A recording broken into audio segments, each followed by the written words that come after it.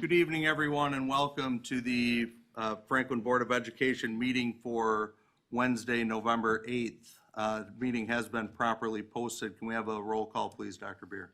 Sure. Mr. Sprague? Here. I am here. Mrs. Witkowski? Here. Dr. Khan? Here. Mrs. Sapersky? Here. Mrs. Yank? Here. And Mrs. Larson is excused. Thank you. Can we all stand for the Pledge of Allegiance, please? Pledge allegiance To the flag of the United States of America and to the republic for which it stands, one nation, under God, indivisible, with liberty and justice for all. Thank you. And as this is Veterans Day week, I do want to mention that Mrs. Bennett and I were at Pleasant View today for a flag etiquette class for third graders, put together by Mr. Jerry Young, who spoke in front of this board last May and was disappointed with some of the things we were doing with the flag.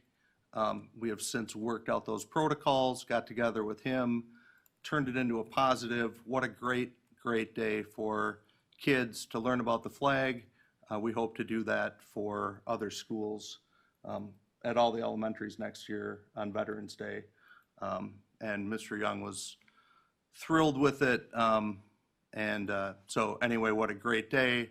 As is Veterans Day week, thank you to all the veterans and all who serve this country. Sorry for the aside. I'm looking for a motion to approve the agenda. So moved. Second. Motion was made by Mrs. Sapersky, seconded by Mrs. Witkowski. All in favor? Aye. Opposed? Motion carries. WASB Honor Roll recognition for 5 community members, Mr. Thompson and Mr. Herman. Please give those awards, and then we will take pictures after you talk about everybody. Thank you.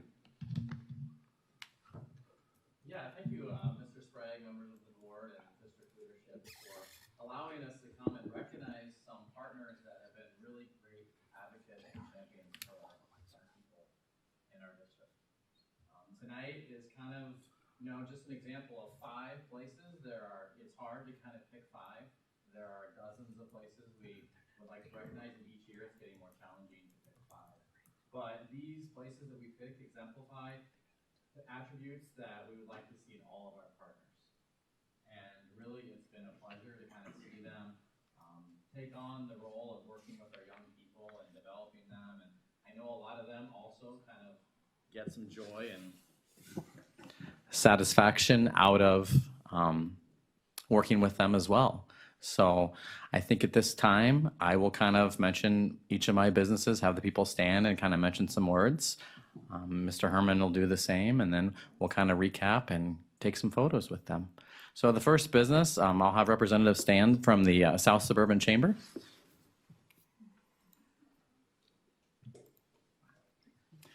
So the South Suburban Chamber, my belief is that a chamber is a great cornerstone of a community. And this has become a great partnership for myself. I am a board member of them as well, but I wanted to kind of recognize them because they are nothing but advocates for our young people. And, there's been a lot of businesses that have taken on interns. They've helped support job shadowing, interviewing, all sorts of things. And especially with the young intern, Sophia Stauber. And I know that they had the pleasure, and you can see them smiling because they got to work with Sophia last year. And I got to know Sophia very well over the years of her time at Franklin, and she had nothing but great things to say about her experience there. She got to do a lot of working with, the businesses, the clients, and learned a lot of skills. And Sophia was just a bright, shining star, I think, for the time that she spent with them. And it was nothing but a mutually great experience for both of them, and I look forward as things grow to kind of see other things that come out of this relationship and partnership. And I just really thank everyone at the Chamber for that, and I know that they definitely enjoy Sophia so much that she's at Madison, she's still kind of working for them to this day. So thank you, members of the South Suburban Chamber.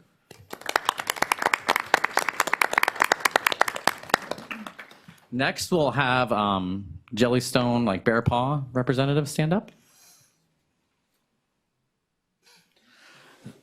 So this partnership kind of started last fall. I went out to Bear Paw, which is located kind of in the Caledonia area, and I got the official tour from Tom.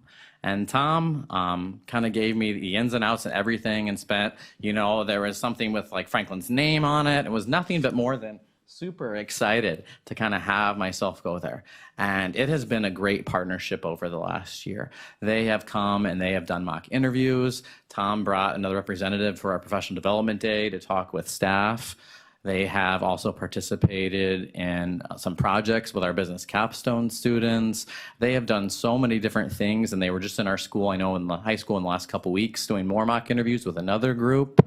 Anything that we can kind of think of to ask for, Tom and his team is very responsive, and I know the kids, some of them have worked there for them as well seasonally, and they've started an amazing like emerging leaders young program for young people, and they are a great pillar in the community of developing talent, and just nothing but great things to say about them. So thank you all.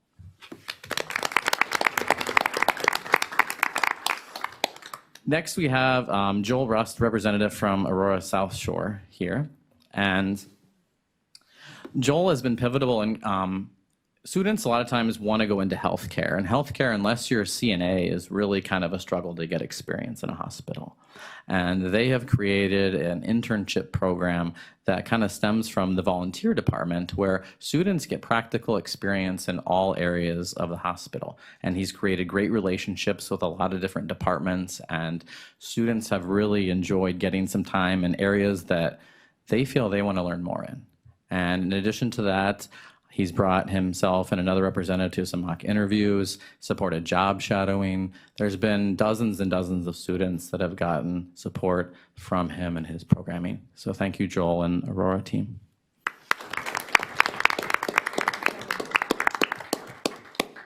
Thank you guys for having us tonight and giving us a few minutes to commend these outstanding people that have really helped and made an impact on our students. The first group that I'd like to have stand up is Alliance Electric guys.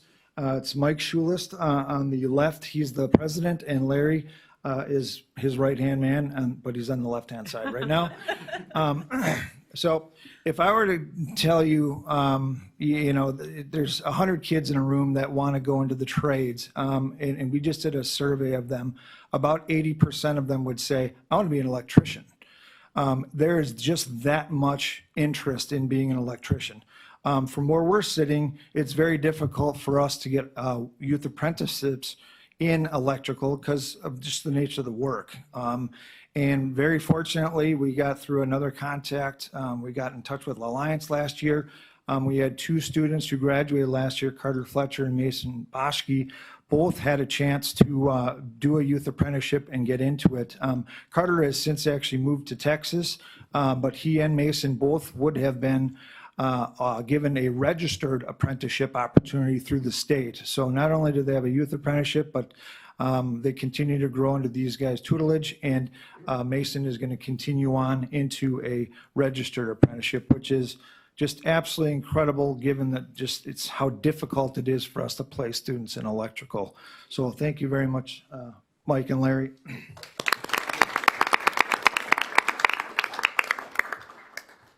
There's a few gentlemen, if you just want to kind of raise your hand back there, standing next to Mr. Mente, from Tim O'Brien Homes. And I know that you guys, a couple of you guys have been out either at when there's a hole in the ground or there's a huge house, that's all done. And that is the connection between Mr. Mente and our district, as well as Tim O'Brien Homes. That connection is what, to me, makes the statement, Franklin has this hashtag, better place to learn. And that's a pretty bold statement, but I like that, okay? But what does it look like, okay? It looks like 10 to 15, 20 kids in Mr. Mente's class being able to build an entire house. Of all the tens of thousands of high school students in the state of Wisconsin, there's probably less than 50 that get to do that. And some of them go to our school. So what an incredible opportunity to be side by side and figure out what do I want to do in the trades? Maybe this drywalling looks pretty cool, or maybe flooring looks pretty cool, or maybe whatever, they get to do everything. And at the very least, they get to step back and say to their kids and their grandkids while they're driving through the little subdivision, you know, hey, I built that house when I was in high school, you know? I mean, talk about a level of just pride that you have. I do have to say, both Mr. Mente as well as the Tim O'Brien guys, not only are you guys building houses, but you guys are building something even more important, and that's really our kids. Building kids who are on time, who understand what quality means, and understand that, well, I have to say, gently, taking feedback on the job site. You know, it might come in, you know, different forms, but that's a skill that you have to learn and just grow with it. So thank you guys very much.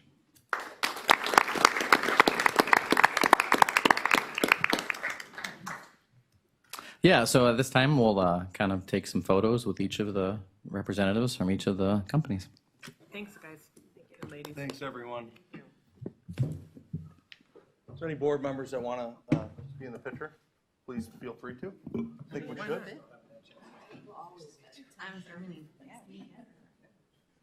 Sorry, I'm ordering all of them. Get all put your shirt on.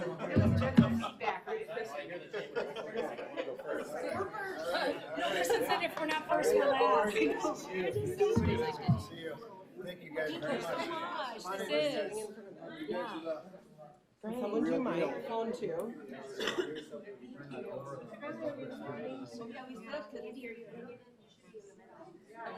Yes, actually, it's your personal. We're gonna put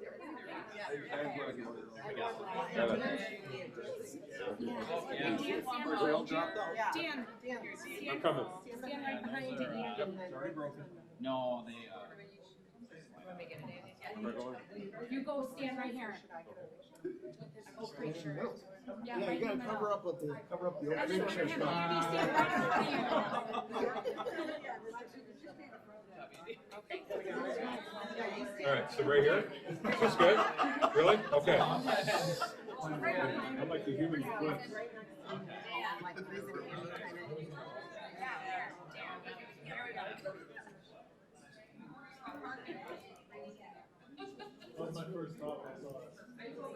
Thank you. Thank you guys very much. Yep, thank you.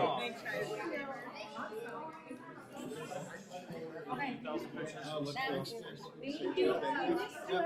We gotta get him AI to get this photo. I'll go look and get the picture and just give me those. Good work. Thank you. All right, Alliance Electrical. Tom, you want to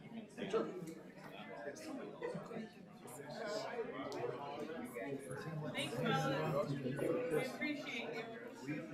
Are you all over there? It's like the boys and the girls. Middle school dance going on here. That's our maturity level.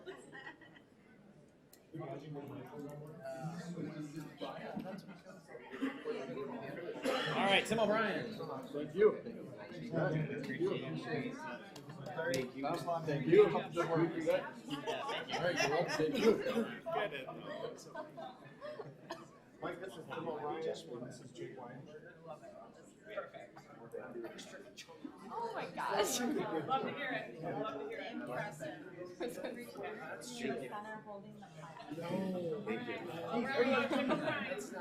missed the whole, but I could be there for the concert. I know, I couldn't get to the. Yeah. Oh, you did. I don't know this. This is Jake. Jake, nice to meet you. Jake. Vinny. Yeah, jump in here. Seriously.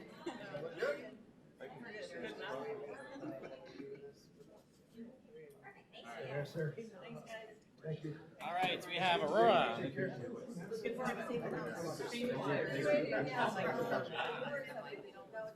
Maybe we should hold you sideways. Horizontally, you know. Funny from this picture. Special thanks to your Aurora. I see ya. Awesome. Fine, Sue's gonna pretend he's taller.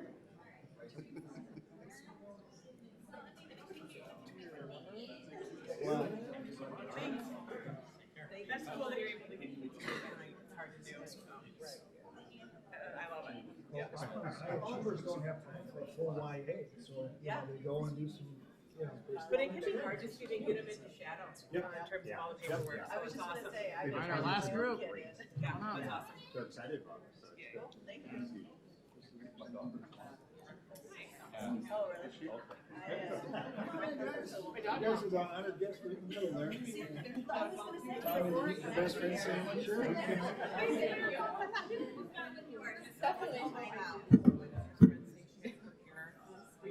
Yeah, please. Am I blocking anybody?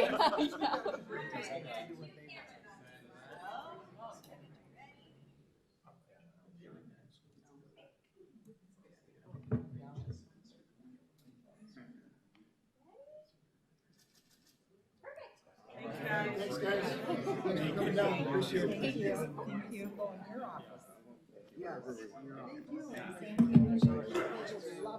That made you warm and fuzzy with those pictures? And my sweater.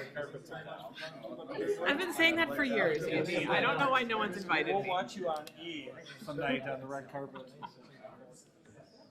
That would be like my worst nightmare is having to stand in front of all those cameras and talk. Really? Yes.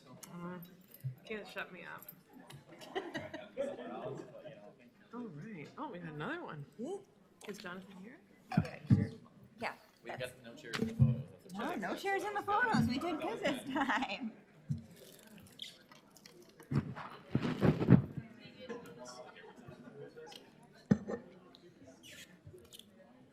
I don't know. I don't think so.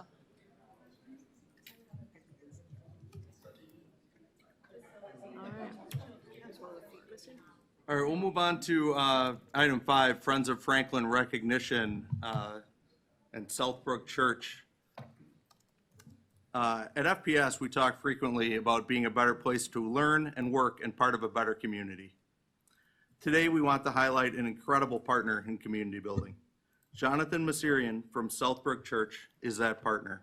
He and Southbrook do so many things for the district, from partnering with Victory of the Lamb Church to help welcome new teachers in the district in the fall, to getting a crew together to wash windows of the schools in the summer. And so much more that a lot of it we can't mention.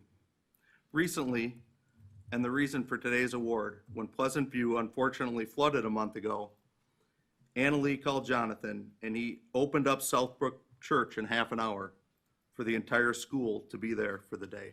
That's 500 students. He simply said, "What do you need and how can I help?" And of course, in typical fashion, he wanted to nominate Ms. Bennon for the award instead of himself. Certainly, she deserves a community award as well, but today is your day, Jonathan. Thank you, Jonathan, for what is truly a partnership with Franklin Public Schools. Thank you very much. Please come up here for a picture since you're smiling. Well, you get a picture, Jonathan. More pictures. Oh, we're all gonna get one. Anna Lee, please, you too.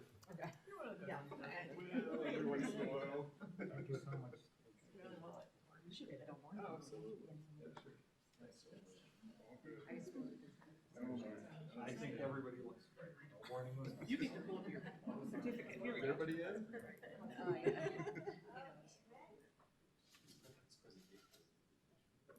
right, appreciate you. Thank you very much. Appreciate it.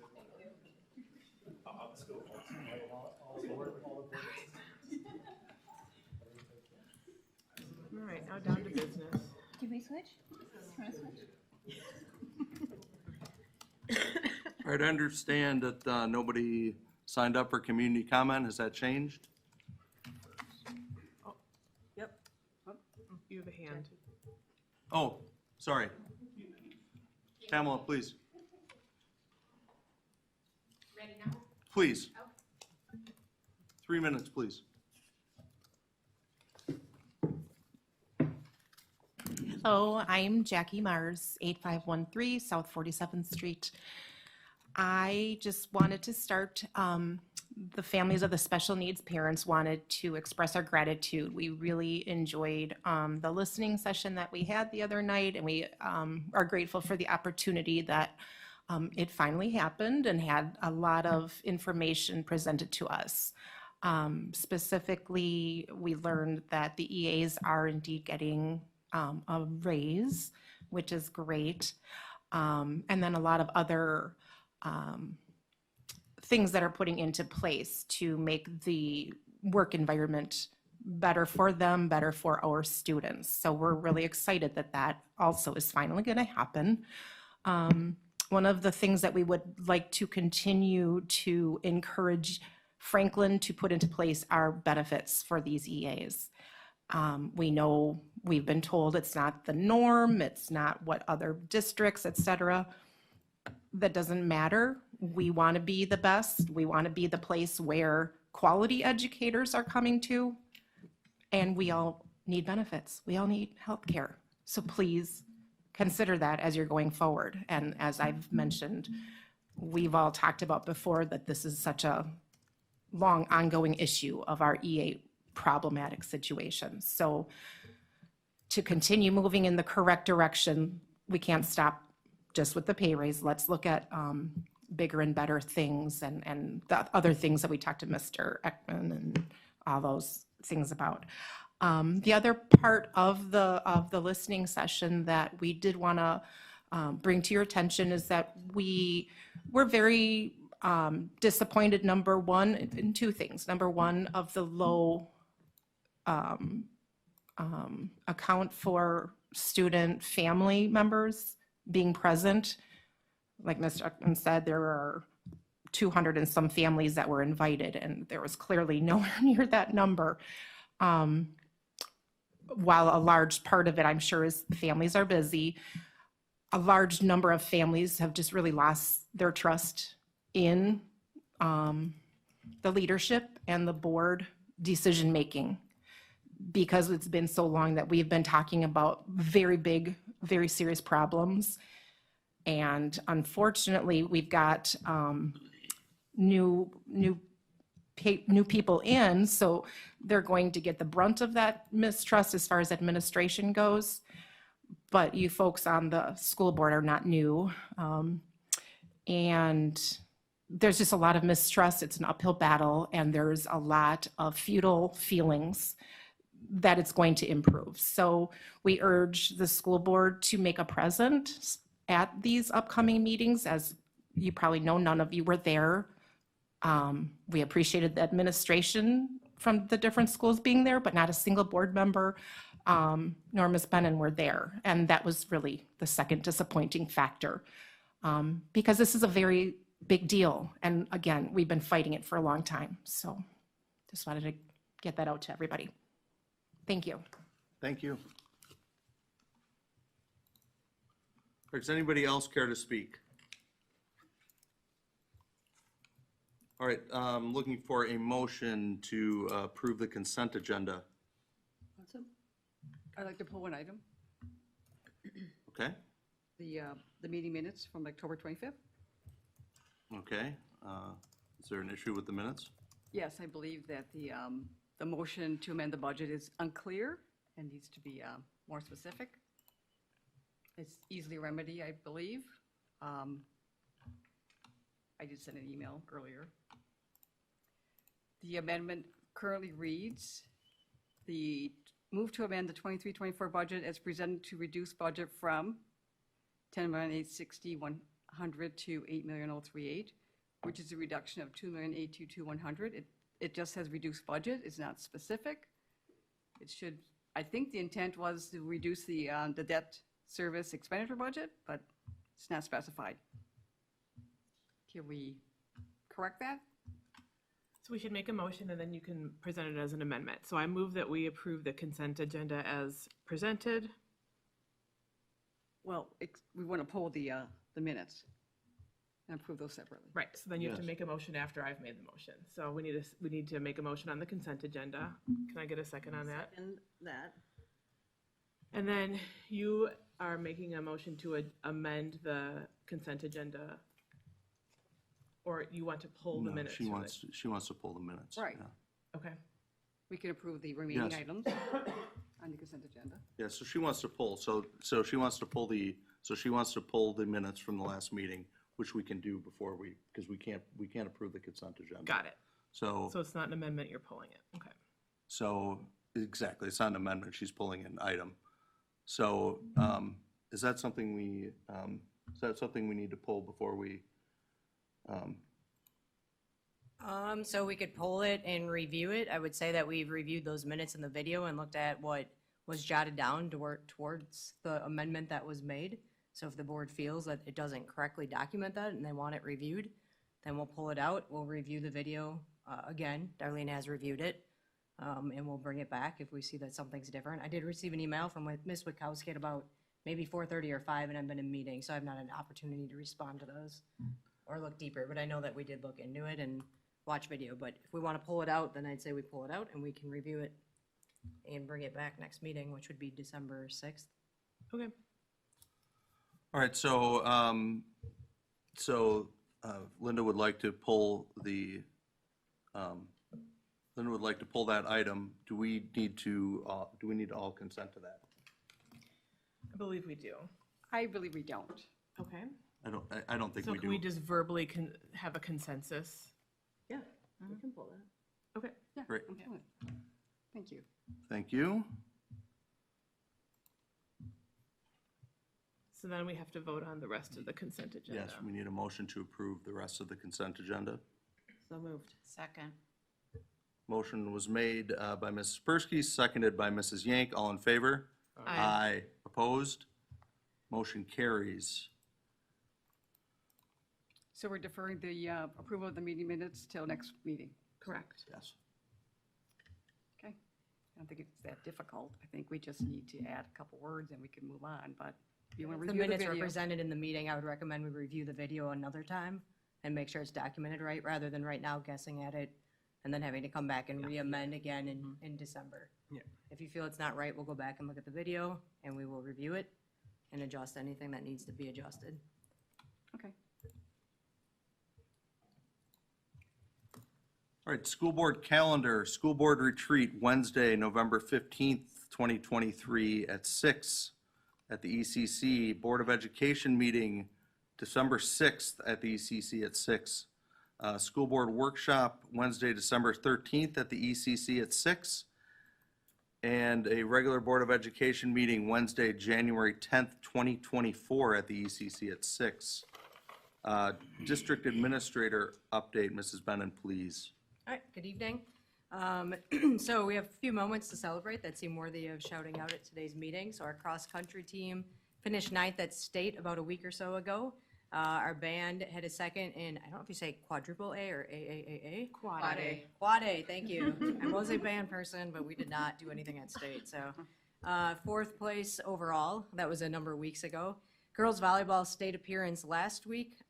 Football has their 4th round playoff game tomorrow evening in West Dallas against Sussex Hamilton. Friday. Oh yeah, Friday, sorry, it's Wednesday. Often today that's happened, I apologize.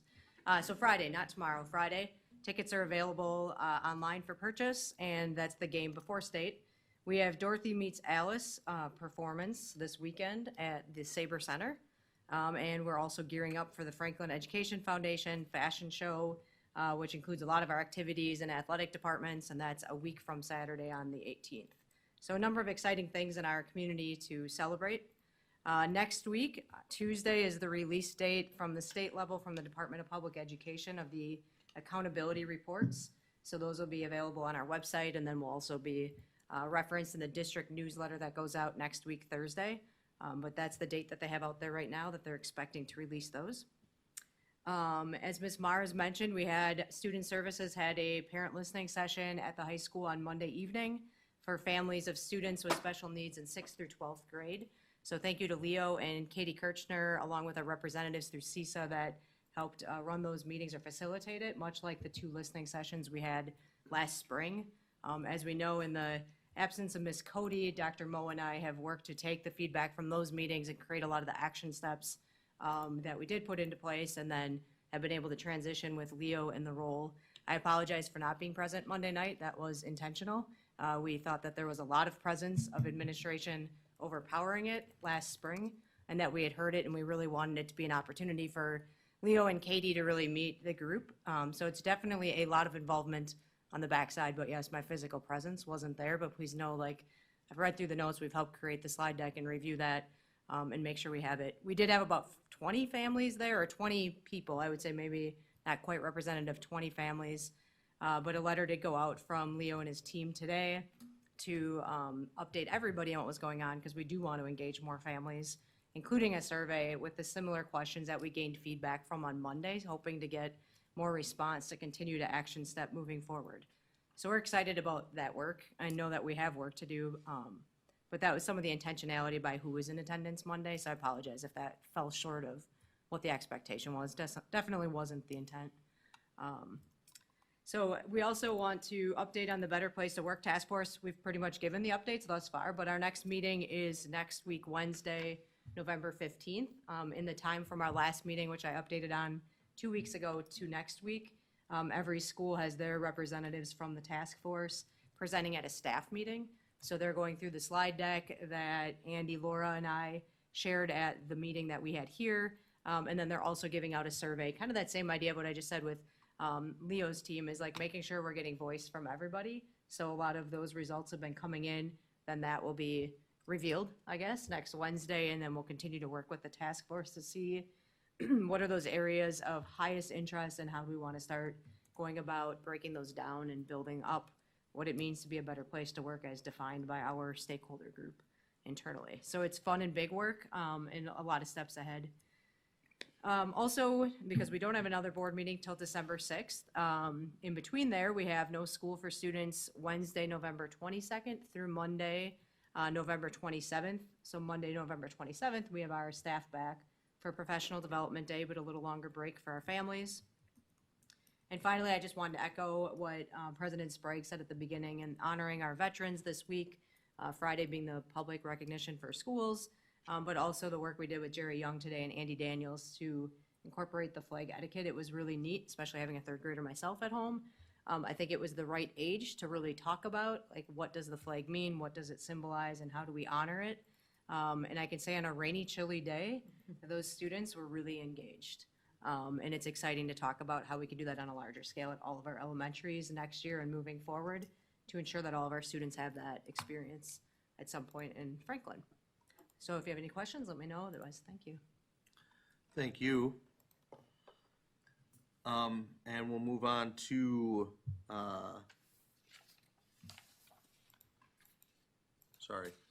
reports, presentations, and other board business. Spring 2024 early college credit and Start College Now request approvals. Mr. Volo, please.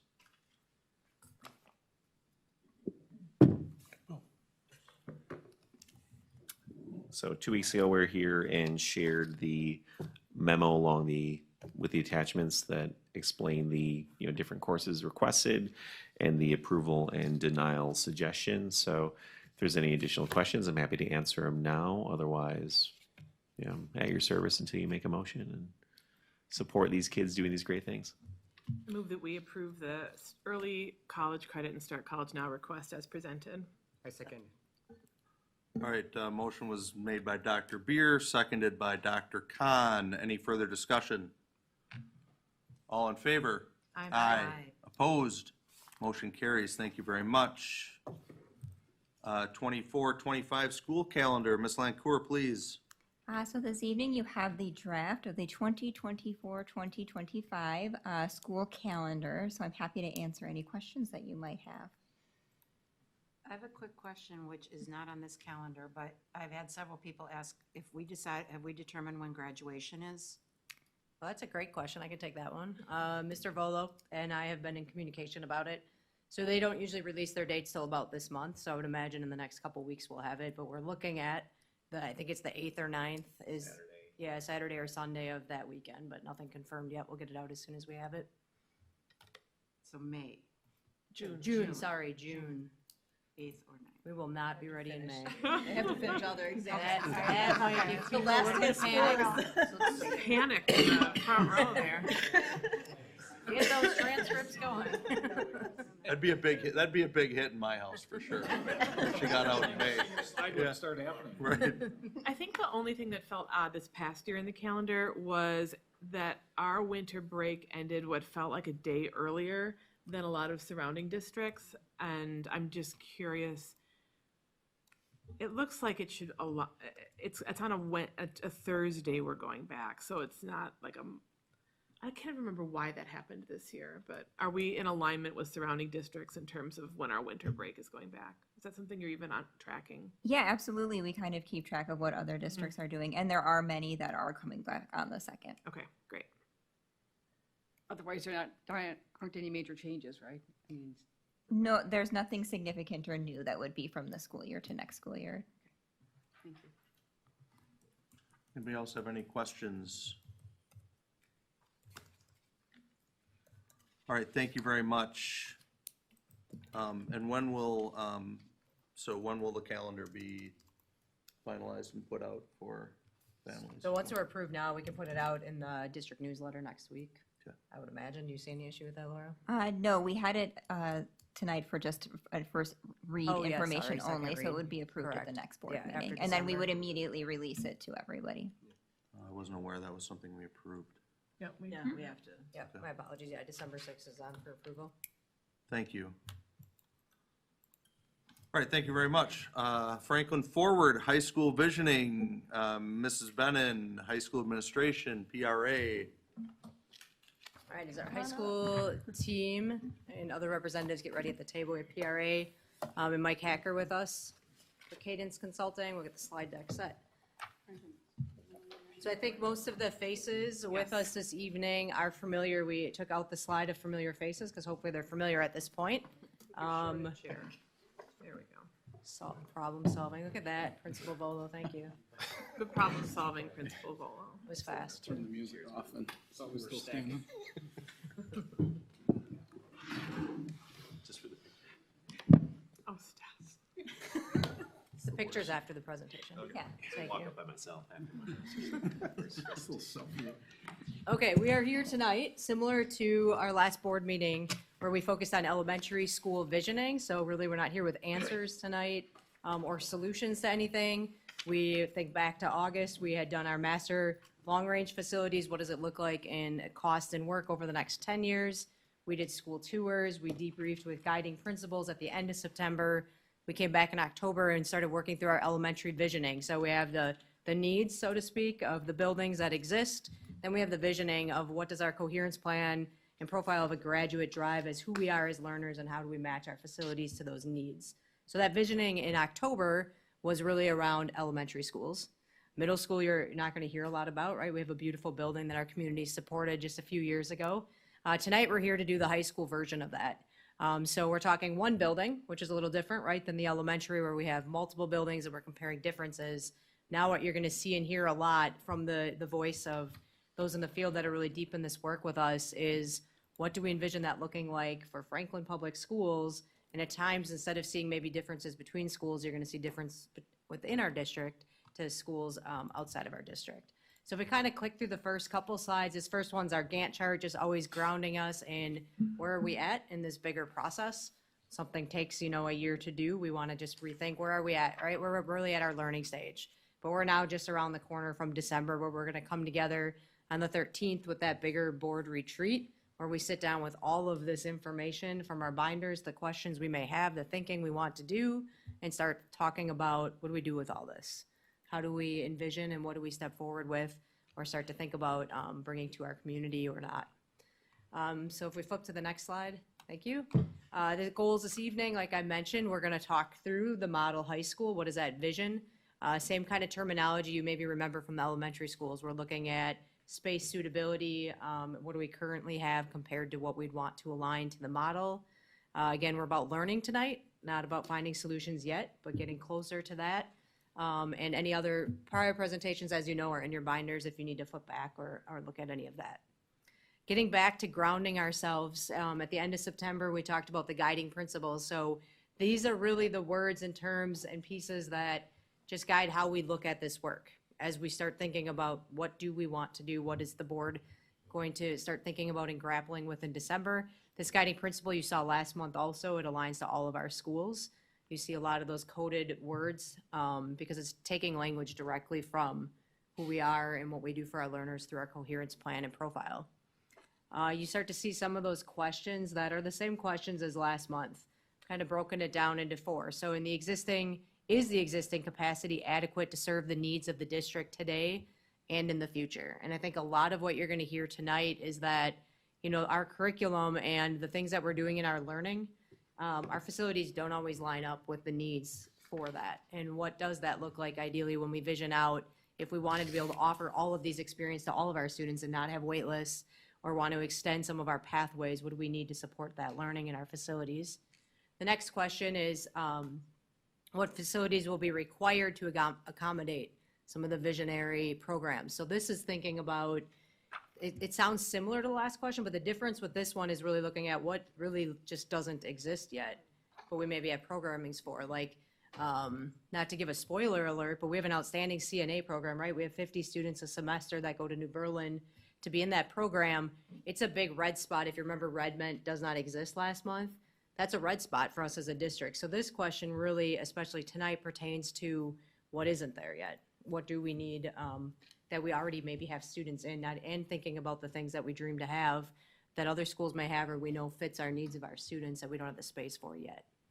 The next question, the one we'll always be grappling with also, is we know we have approximately $96 million of district-wide maintenance over the next 10 years, priced at today's cost. So that, when we're thinking about framing that with the high school and with the elementaries, that's looking at, you know, ADA compliance, which that changes. We talked about that a bit last meeting. Sometimes we have newer buildings or newer spaces in the building, because you'll hear about all the different pieces of the high school through time, and they were ADA compliant at one point, but those things change. And so keeping that in mind is to have equity. And then also fostering the pride in our buildings and those pieces about HVAC, roofing, a lot of those things that you probably remember back at the high school that are starting to date themselves or even starting to fail, some of which we've seen have to get replaced this year. So that's what that question grounds us in. So again, our team with us, we have PRA, Nick and Paige. We have Mike Hacker, their consulting, and then our whole high school admin team. Joey couldn't be with us tonight, but he's been a part of all the work up to this point too. So thank you all for being here tonight, and I'll hand over the voice to you. Thank you. Always good to be here. I'm going to just launch us a little bit into this conversation tonight. And as Ms. Bennon just stated, there are a lot of similarities to the work that we presented 2 weeks ago, talking about the elementaries, but there are also a lot of differences. The biggest, of course, being there is only one high school that we're talking about. So last time we talked about how can we create not only a model school, the vision of what elementary wants to be in Franklin, but how do we extend that opportunity to all of our students across all of our elementary schools? Here at the high school, we're really going to be focusing in on what does that vision of this experience, the 4 years that our students spend, sometimes in the walls of Franklin High School and sometimes outside of the walls and the grounds of Franklin High School. And we're going to really be diving into kind of these core areas of what manifests itself as built infrastructure within our building. And we'll dive into them in a little bit more specificity, but you can see on the screen kind of the big building blocks of space that we want to be considering when we think long-term how we want to position this building to serve the students and the community. So going back a little bit in the history of the high school, this is just a chart that shows the years that the school was originally built. So for the majority of the school, it was built in the 60s to mid-70s, so that's all the red through green. There were a couple additions put on in the 90s, and then obviously the newest addition in 2013 that put in the Sabre Center and that secure entry.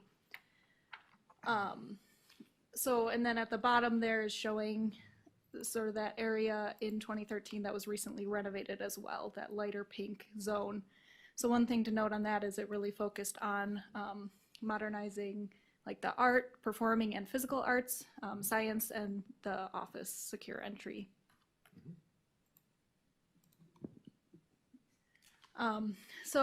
And as you also probably remember, back in 2018, we also did a master plan effort on what it could look like to put in more of a field house, more athletic spaces. But now as we look forward in 2023, the thought is this the right solution? So this was really trying to solve one problem in the district, athletics being undersized, but really didn't take into consideration the whole school. So the efforts today have been more of a holistic approach to looking at the school. Okay, so as we start to look at our qualitative analysis of the spaces in the building, just a little bit about what we're looking at when we're starting to break into these buckets. So like we talked about previously in the core curriculum collaboration areas, it's really about flexibility and what are those ancillary spaces in addition to our classrooms? How do we support the things that happen not just within the walls of our rooms, but also in all those spaces that connect them? When we talk about special education, those are obviously very specialized spaces in many cases, but sometimes they're not. Sometimes they're just proper accommodations in the right places around the building. And these are things that at the time much of the building was built, these just weren't thought about. So very similar to what we talked about over at the elementary school. Staff support and student services, there's always places in constant evolution of all those specialties that are delivered within the building and making sure we're thinking about the professionals and giving them proper places to do their work. CTE, FCS, and what we've called the experiential spaces. We're going to talk a lot about that, and we heard a little bit about the wonderful work that's already being done with community partners. The Library Media Center, what does that mean in the context today, in the third decade of the 21st century, and what does it mean looking forward? What is that space? Student Commons Cafeteria, we touched a bit on at the elementary schools, and a lot of similarity to what the function of those spaces might want to look like going forward. And then PE, activities, athletics, and to some degree linked to that, outdoor spaces. All those spaces that we've talked about for some time now. How do we best serve our students, our athletes, and our community members within the building? And I would just add that, when we saw the diagram of the renovations over time, right, we have success stories within spaces that have been done, like, for example, like the art space. So as we go through this evening, like, there's a lot to celebrate. And, to what Anna Lee had started us with is, like, our curriculum is oftentimes ahead of what our space is really built for.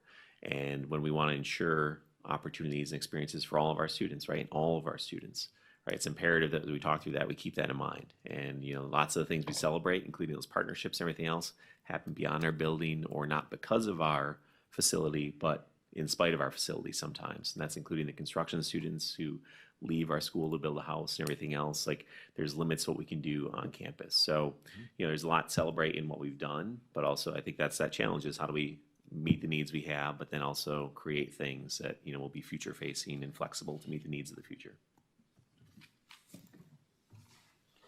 Yeah, so going into the analysis, again, this was done in a very similar way that the elementary schools were looked at, but in this sense, it was more broken up into those departments or space types. So here you see them kind of graphically. As you see, some have more spaces than others. Again, dark green is the size exceeds what we would consider the space needed for a model high school. The middle green is it's kind of right on the money. The lighter green is it's functioning. It's a little smaller than we'd typically put into a new construction, but it's functioning as it should. And then we get to the yellow, and that's where the spaces are much smaller than what we'd put into a new school or to function the way that it needs to. Quick question.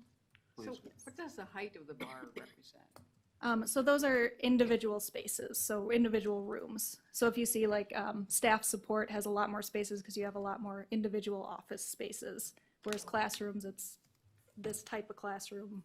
So our core curriculum is half the amount of space as staff support? No, so it doesn't correlate to size of spaces. This is just rooms. So like each line, like that first line would be English classrooms, second would be math classrooms. So when you get to like staff support, that's like principal's office, AP's offices. So it's number of, not square feet? Correct. Correct. Number of. Correct. Yes. Thank you. So going into the next slide, one thing I kind of passed through too, the red is that type of room does not exist in the current school. Mm-hmm. So this is those bar graphs, again, represented in percentages. So what percentage of that type of space is adequate or meets the needs versus smaller than needed. And one thing to note, whereas in the elementary school, you could kind of compare each line to each other. In this, since it is a percentage, Again, square footage is a little hard to read because the CTE spaces, the bar looks about the same as the staff support, but really staff support might just be missing a couple, 100 or 1,000 square feet, whereas the CTE, that could be tens of thousands of square feet. Is there anywhere in this presentation that relative square footage is captured? No, Okay. just as a percentage in the presentation. That's fine, just curious. So again, translated into the building plan. So again, the red is not shown in here because it does not exist in the current school. So really what we're looking at here is which spaces are green versus which spaces are orange. So you kind of start to see the areas of concern, a lot of it revolving around that lower level, athletics, CTE, experiential, and some of the science classrooms. Which are the science classrooms on this slide? We'll get into more Okay. detail later on, but it's the top right. So then this is the chart again. These are listing some of those common deficiencies. Again, we'll get into this, each space more specifically. This is kind of just putting it all into one slide. So we can kind of scroll past this one. All right, just a quick note on building capacity. We've talked about this before and the number of variables that can affect the target capacity and the maximum capacity. But what we do need to make sure we don't lose sight of is that currently today, we're starting to nudge into and above the target. We're not closing in on maximum, but we are up above target. And as we've shared before, what does that mean? What it does not mean is that we don't have place for kids. What it does mean is the more and more we creep into that target and closer to the maximum, and you'll see the projections going forward do show continued growth within the high school numbers. Scheduling becomes tighter and tighter, and Mike and his team will probably struggle more and more to make sure there are appropriate spaces within the buildings and appropriate seats for the student demand for various curricular offerings. So as we think about planning forward within the building, we have to keep this capacity in mind, that the tighter we get with the number of available seats, potentially we start to impinge upon the ability for students to access all of the sections of the curricular offerings that they want, that they would like to take. So we have to keep this in mind as we plan forward into the future. All right, so now we're going to start to dive in a little bit deeper into each one of those buckets. So again, this is starting to plan around where we have seen deficiencies, but also start to look at a visionary level. So from a core curriculum and collaboration area, you're starting to see a little bit of a blow up. And back to science labs, so a lot of them are captured right here in the space. The upper right-hand corner of this floor plan, those are science labs that were not renovated in the previous project. So those are a bit tight within their space. The new labs are generally good spaces. So when we look at the floor plan, particularly those spaces that were not renovated in the previous work at the high school, we see a very traditional floor plan. Again, very much akin to what we talked about at the elementary school. We have corridors with lots of hard walls and doors. We do not have, in many places in the building, those flexible spaces to accommodate things that may not happen within the four walls of the traditional classroom. So as we look across the building in its entirety, we will be looking for those opportunities to either create or repurpose spaces to inject additional levels of flexibility while maintaining still the number of classroom spaces to support our curriculum that we just talked about and that scheduling flexibility within the building.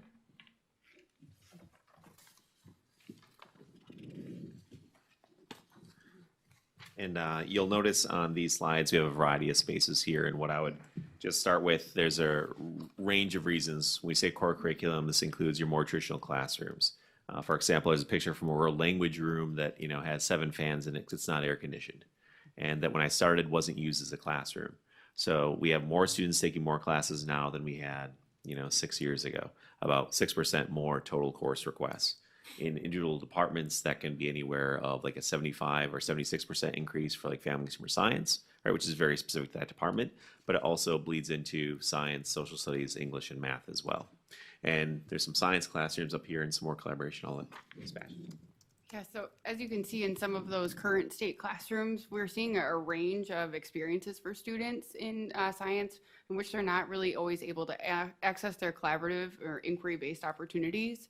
So what you'll see there is we've got hood fans like right in the center of some of the classrooms, which impedes the ability for desks to actually have to move towards the front of the room, which is limiting the amount of collaborative ways that students can move around and the teacher. We're doing a lot of shuffling and squishing between desks in order to access each other and the content and the lab experiences. And then some of our other lab opportunities there too, they jut out into the classrooms again, impeding on those already small spaces and making the mobility in that and the collaborative opportunities a lot more limited in those rooms. And then across what you'll see is some of those desired state pieces. Even some of our science rooms have been renovated, like that was mentioned, and those provide different opportunities and a lot more space and collaboration so we can see the potential and the possibilities. It would just be more of a desired state to see all of our science experiences having that similar range of collaborative opportunities. Can I ask a question real quick about that? Yeah. You've got your science labs over here that have been renovated and your science labs over here that have not. Would you say that you have students right now, like take a freshman biology class? I might have one of those. Would there be students who are in a science, have biology in this classroom that has not been renovated and other freshman students are in a biology class that has been renovated? So even the experiences that our whole 9th grade class is not getting the same biology experience, for an example. Thanks. Accurate statement, yes. And when you look at this in terms of collaborative spaces outside of classrooms, right, that flexibility, learning doesn't have to be within 4 walls with one door that you are inside of for 86 or 90 minutes. So when you think about these spaces, again, collaboration happens whether we want it to or not. Social aspects of learning is going to happen. So you'll notice a picture of students collaborating on the floor outside of a classroom because there is no collaborative space in that end of the building. That's a newer section of the building. And not that they did anything wrong 10 years ago, but again, kids want to and need to collaborate and work together on things. So that's why they're seated on the floor, because there's not space in their classroom and they don't always have, spaces by design to go to. So switching over to special education, as was mentioned before, a lot of the special education spaces are outdated. One thing is just the location within the school. Right now, they're pretty much clumped in one area. So really when you're thinking about equity and not othering students and having, students of all abilities in different portions of the building, it's something that schools nowadays usually like to spread it out a little more. Size of spaces that are in there right now are good. It's just that location aspect. And then the other point to make on these is smaller pull-out spaces like calm rooms are not available. And there are not staff spaces for like dedicated paraprofessionals or other staff that aren't in the building all the time or don't have a dedicated classroom. You'll see the pictures match what was just described, then you see some examples of a bit more flexible and up-to-date space, in the desired state. So when you think about things, we have students from early childhood through 21, in our school and our system. And whether they're in an 18+ program or they're in our school, right, everyone should be ensured to have the same, opportunities and experiences to do the great things we know they can do. So we think about our spaces, right, for all of our students, even our students with, different, needs, exceptionalities, how do we make sure that spaces, again, for everyone and in all ways in terms of what they need, help us not just do what meets needs today, but lets them do things to be ready for their future. And that's an imperative for all of our students. The equity piece that Mrs. Bennett talked about, like we can't lose that. It's not just about tech or Phi-Ed or other stuff, right? It really is about all of our students. And the number of things where I look at spaces that, students are in because that's the space that they've had and it doesn't look any different now than it would have looked 20 years ago. Doesn't seem like that's getting kids ready for life after high school, certainly. When we look at the staff spaces, so what's shown here is kind of the main office and then into the counseling student services suite. In general, the size of spaces are decent. It's just the location again. So the front office secure entry that was done in 2013 functions well. Student services is disjointed, so when you have to bring people through the building, it gets a little difficult. And also making sure, again, there's that staff space for teachers to go to that are near their classrooms, so they're not walking all the way across the building to go to their lounge or print something. And I would just add that, who's come to the high school for a junior, meeting in the last year or two or will, right? You're radioed and, visitor on the way to student services, and I appreciate you going to student services, and not taking a turn and going up the stairs or elsewhere. That's one piece of it, but also like the idea of having, different places in our building for staff to collaborate and staff to work. Like administrative offices being disconnected from student services is one piece, but also as you think about all of our offices, they're in one place. And we don't really have much of an opportunity even to work elsewhere unless we, roll something out and stand in the hallway, which is fine. But there's not really, things throughout the building for services to be delivered to students in other ways from a variety of people on their team. That's student services and admin.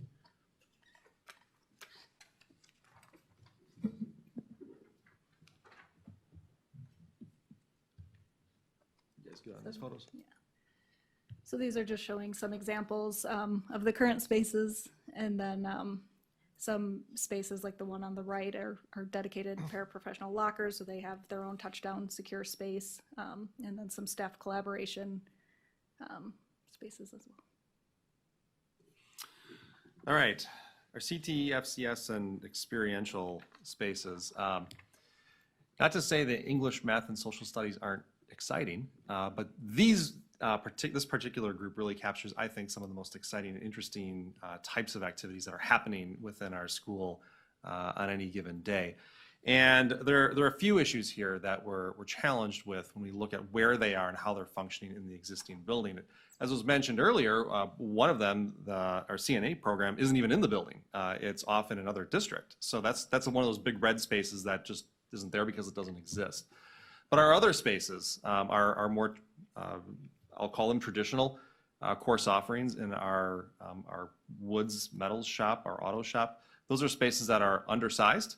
They are not highly visible. They are in the back of the school. And from a more practical standpoint, we have other curricular areas either above them or next to them that may be challenged with some of the sound and the noise that comes from these spaces. So when we think about what we see in newer facilities and where we want to position these spaces, we really like to see them much more visible, something that's much more celebratory of the diverse learning opportunities that happen there.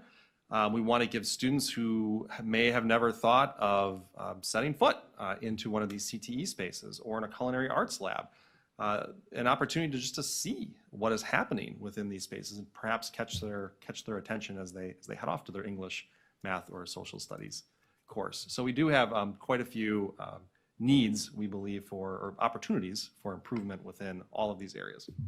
A lot of opportunities here, and both Jordan and I in our 7 years now at Franklin, we've seen these spaces grow and thrive. And again, like we're making do with a lot of small spaces that maybe you look at the alternative and you see the metals lab on the right compared to the metals lab on the left. Like our same manufacturing kids are as skilled as anyone, and any students in the state. Our auto students are the same. Our carpentry students, our wood students, they're doing amazing things. Our family consumer science students do amazing things. So when you look at those spaces, understand that we have a lot of great equipment, right? Thank you to the district and the foundation and others, but it's all very, very limited and crammed, right? And then those things of what are things that are going to attract staff and keep staff as well from a better place to work point of view. We have neighboring districts who renovate spaces. They call up our staff cold and say, hey, you want to come work in this new lab that we're building, right? And that happens frequently.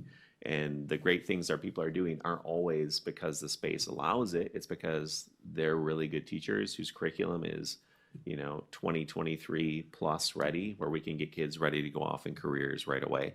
And those students deserve that. And to what Nick said, it shouldn't be something where students look at themselves as basement kids, which I don't think I heard until maybe my second year at Franklin, where students even think about where their classes are and, put labels on themselves in terms of, what that means.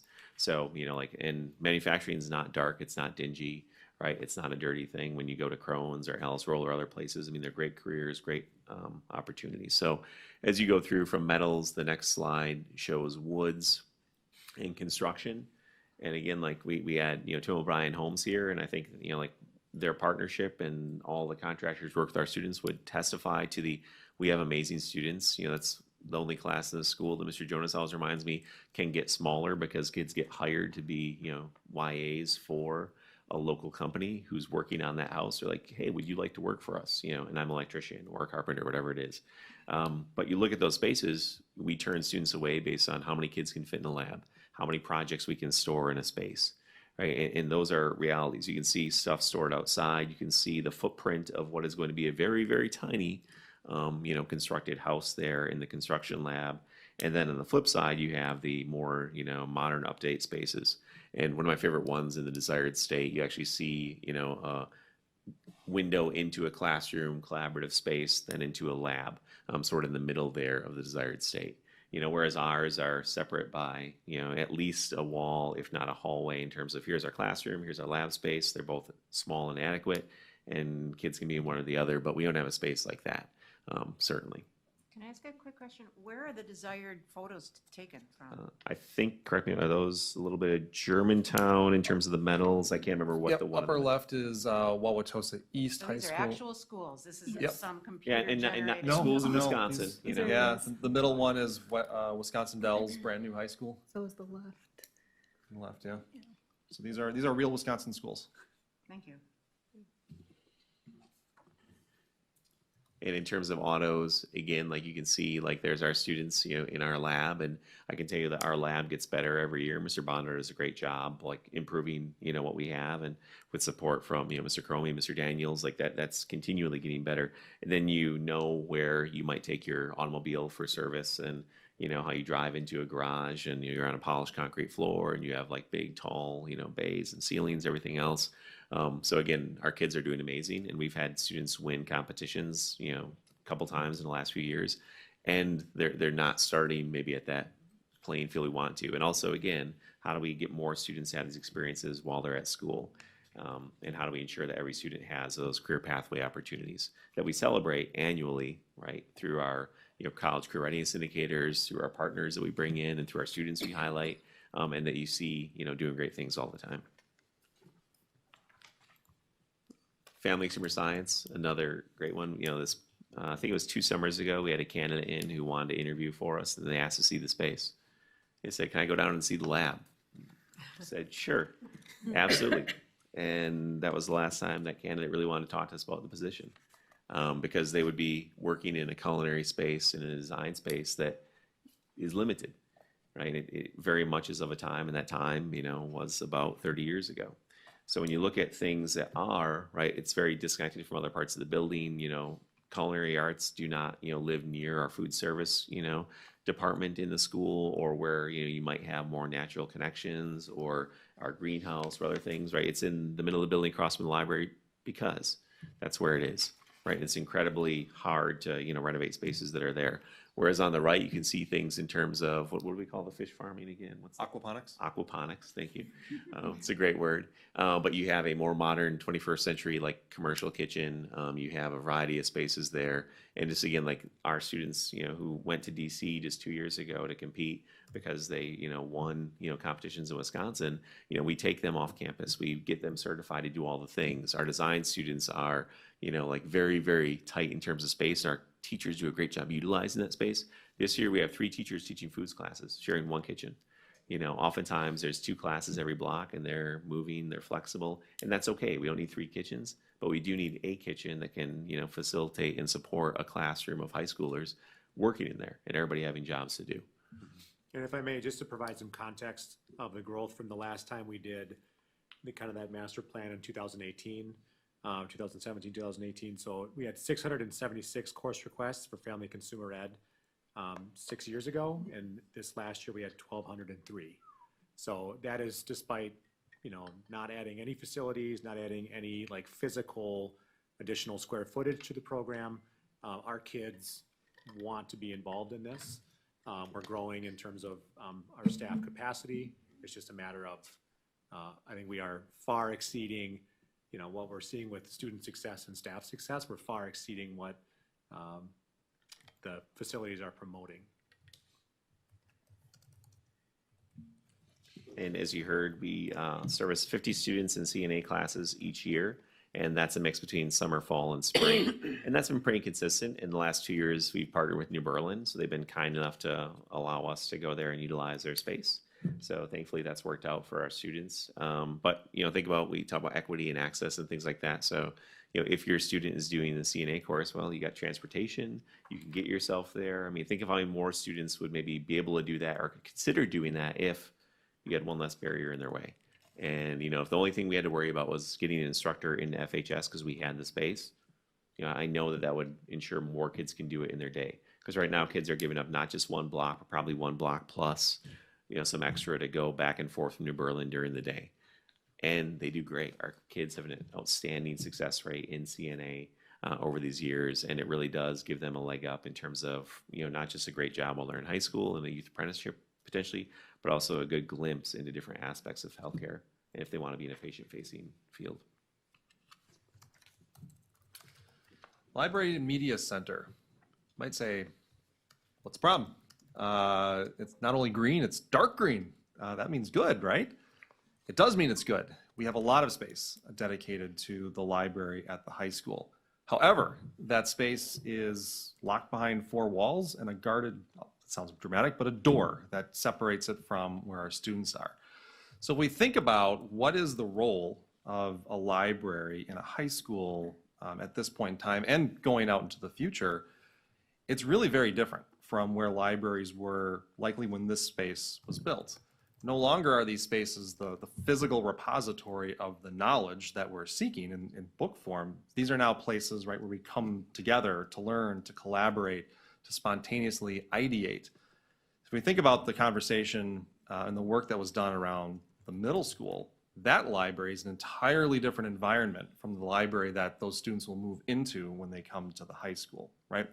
The middle school was really visioned around being that kind of social, active learning hub in the middle of the school that celebrates the joy of finding knowledge, of guiding your research and problem solving. Where this one is a product of its time. It's a library that is well-sized, but it's off the flow of where students really are. It's not visible, and it's really not very flexible in its orientation. I would say I'm not sure if anyone else can count the number of times we see this full of classes during the school day. It's typically not. And in terms of flexible spaces and spaces you want classes to go to collaborate, it's kind of telling there's classes, sometimes more classes in the cafeteria, which is coming up, don't worry, but more classes there than there are in the library. And the library should be a beautiful space. And again, yes, it's a place to circulate books and materials and resources, but also it should be a place where teachers are clamoring to be because it is a great place for students to be and work together. And again, great square footage, no doubt, great square footage and good collection. So looking at the commons and cafeteria now, this is kind of looking at 2 separate things. So again, more modern cafeterias and commons act more as a multi-purpose space. And what you really have at the high school here is more of a destination. Kids are going here to eat lunch. It's not located off of really any other space that they can utilize this at all times of day for other collaborative purposes and also for community functions. It's in the back of the school. There's nowhere to securely come in and use that space. And then also to one point, on a separate space, so the student commons separate right off of the main entry. Again, location of it, it's great as a multi-purpose space, but it kind of acts more as a large hallway just because it's not connected to those spaces, those classrooms and other pull-out spaces. I'd say think about things by design. What purposes can they serve that's multi-purpose? I believe cross country had a banquet in the cafeteria last night. That was after probably cheer practice or somebody else had mats rolled out in the same place. Then they finished up, those mats are rolled up, right? And then we have, the banquet. We have in the picture on the left, you can see a class, that's a math class collaborating in the cafeteria, and that's great, right? They use a bigger space. And then, again, it's not because of space. It's, I think, biggest square footage in the building outside of probably the gymnasium is the cafeteria at present.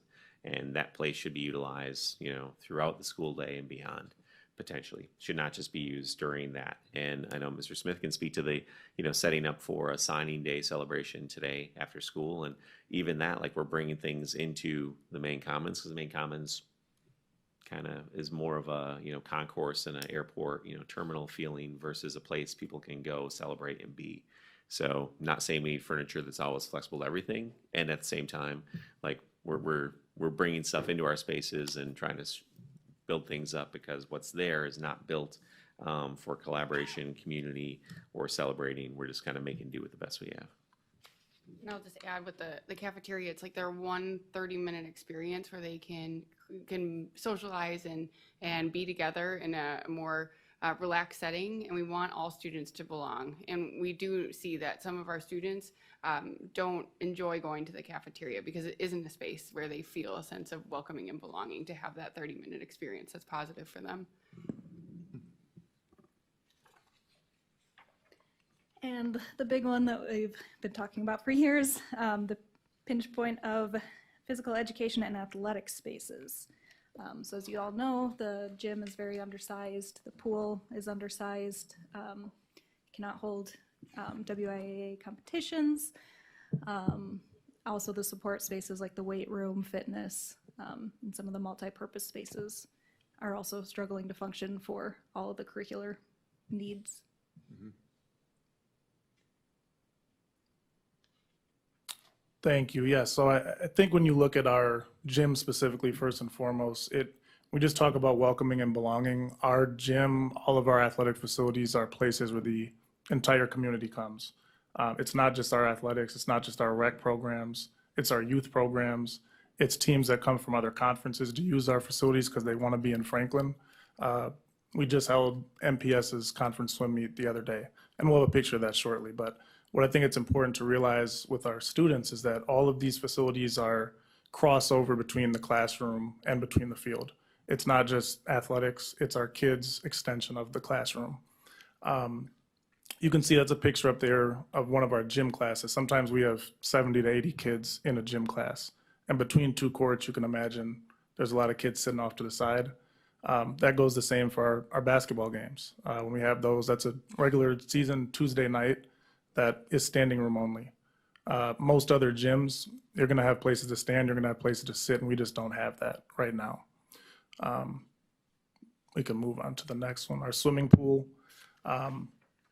That picture down the bottom left is just an example. That is the MPS conference swim meet that we just held last week that was no more than 100 people, and we could barely fit everybody inside the pool. Just a couple other anecdotes. We have a swimmer that's going to, or a diver, I should say, that's going to the state championship this weekend. The diving board broke the other day. We almost had to move her off site. And most people would say, let's just replace the diving board. You can't replace the diving board because the floor is too old. So again, we talk about setting everybody up for success. We have students that are competing, participating, and sometimes their facilities don't keep up. We also in the pool have tiles that come out of the floor on a daily basis. So while they don't lacerate or hurt any kids, they are just coming out of the pool. They haven't been replaced since that the 1970s renovation that was up there. So, and if I may add to that, just relative to the pool and the gym as well, when we look at the amount of hours a day those spaces are used, I think of the gym, and you likely, I'm not sure if Mr. Anderson has given his report yet with the rec department, but from sun up to sun down. If you went over to the gym right now, you would see someone using it. I don't know if there's half an hour between 6 a.m. and 10 p.m. Where that gym is empty and quiet. So that's, thinking about, again, beyond just the fact that it's a classroom, beyond just the fact that it's used for athletics and activities, when we think about our district value of well-being, that is like a hub in Franklin for that, and is used across the board. Another piece with the pool as well, it's not deep enough to host a WIA event, so any sort of a postseason event. It's not deep enough off of our starting blocks. And then the other challenge, that we continue to see with our pool, again, Mr. Smith reiterated on the lack of seating. the lack of, right now we have a scoreboard that has all the internal components inside the floor, and we can't replace that. So every single year, probably every single meet, we are troubleshooting, our scoreboard just to make sure that it's operating correctly for our meet as well. So, a combination of those two things, and again, beyond just our swim team, which is growing to the point where we have to have 2 different practices, which then moves all of our youth and rec to different sites. My daughter goes to Southwood Glen. We do all of our youth swim practices at Muskego, West Allis Central, New Berlin, Eisenhower, because our teams need that pool space because it's small, constrained, and we have a large enough team where we have 2 different practice times. So thinking again, that opportunity now to where our students, our community members are now utilizing all of the wonderful facilities in different communities. Despite that, we're still, back to back to back conference champions. We're still outperforming our conference in a tremendous way. And I can't wait to see what happens to our school and our community when our facilities match what our kids and our staff are already doing. And if I could add on to that as well, and this is what you get for having 2 athletic directors right next to each other. But just when you talk about a better place to work, I can't thank our building and ground staff enough. When Jordan talks about the amount those facilities get used, those people are in that facility at 4 a.m. and they're leaving at midnight, almost every day. The only day is Sunday when that doesn't happen, and they're still there till sometimes 7 or 8 o'clock at night. When you look at that gym, the trickle-down effect to some of the amazing people we have working is that they're there till midnight. They don't get to see their families until they're already asleep. So I just wanted to add that in because that's another piece of this that we see every single day is that we want to get our kids in these facilities. We want to get the outside community into these facilities, but that takes a lot of upkeep from our building and ground staff. When we just talking about our multi-purpose room, which is that top left room, that is really a catch-all for our community. I just talked to the rec department today. We had last year over 200 different groups use that space. So when you're looking at that, it becomes somewhat of a catch-all for where do we have to go? Let's just throw them in the multi-purpose room. And ultimately, that creates, again, a place that's unsafe for a lot of groups to be in there.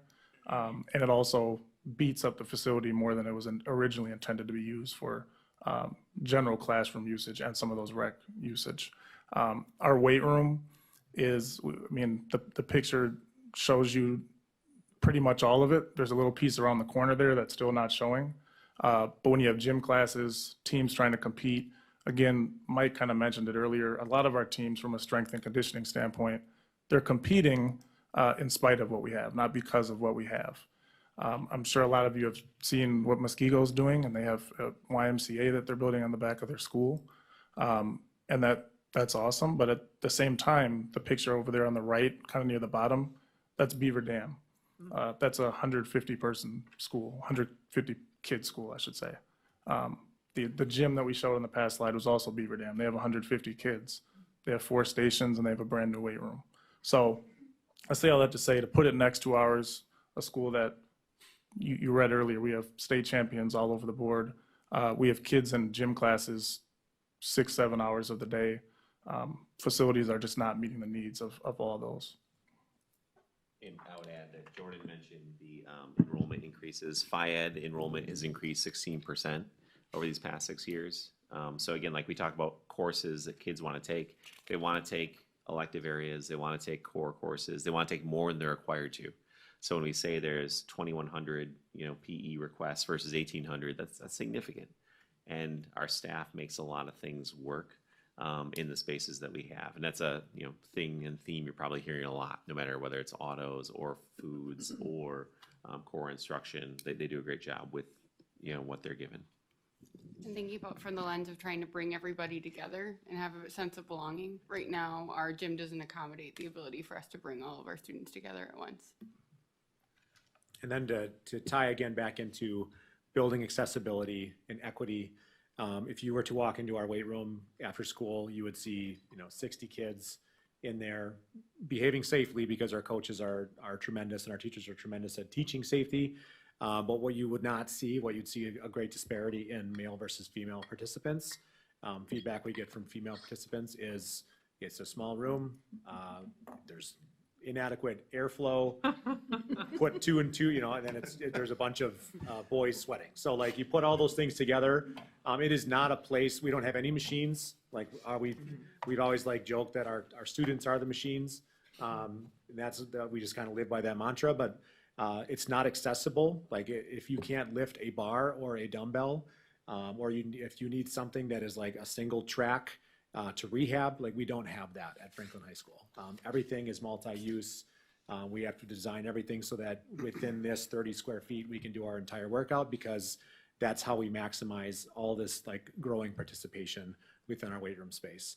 And then just to couple off of like the 200 different requests for that multi-purpose space, that ties back into the need for square footage and the need for flexible spaces. The reason that room is requested so much is because it is a large open space with no barriers, with no side barriers. It doesn't have pillars. It is still not quite large enough for some of the things that we need to do, that we would like to do in that space. But again, it's open square footage. And that's something that is in huge demand for a wide variety of activities, both athletic-based and fitness-based.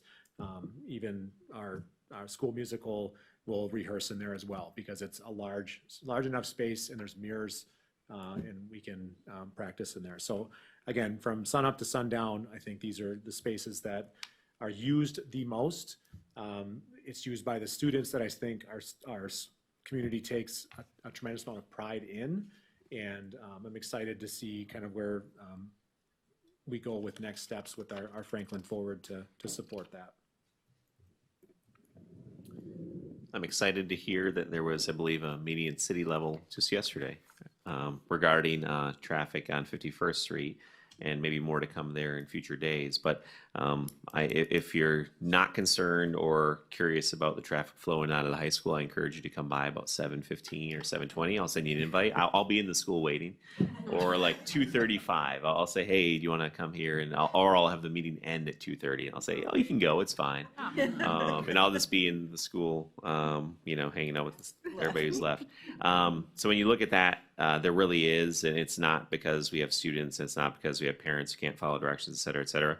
It really is a space that is challenged, and like it's a great environment to be, at Franklin High School during a school day when, every spot is full. It's also great to be there on a weekend. We have something in the Performing Arts Center, something on the athletic field, something in the gym, right? And you have people from end to end. It really is a, great opportunity. And again, like there's a lot we can do, and like ideally we do things not because we have to, because something has happened, but because we need to, and that is a capacity limit in terms of ways in and out and everything else. Right now, we don't really have a lot of options for what we do and how we get on and off the campus.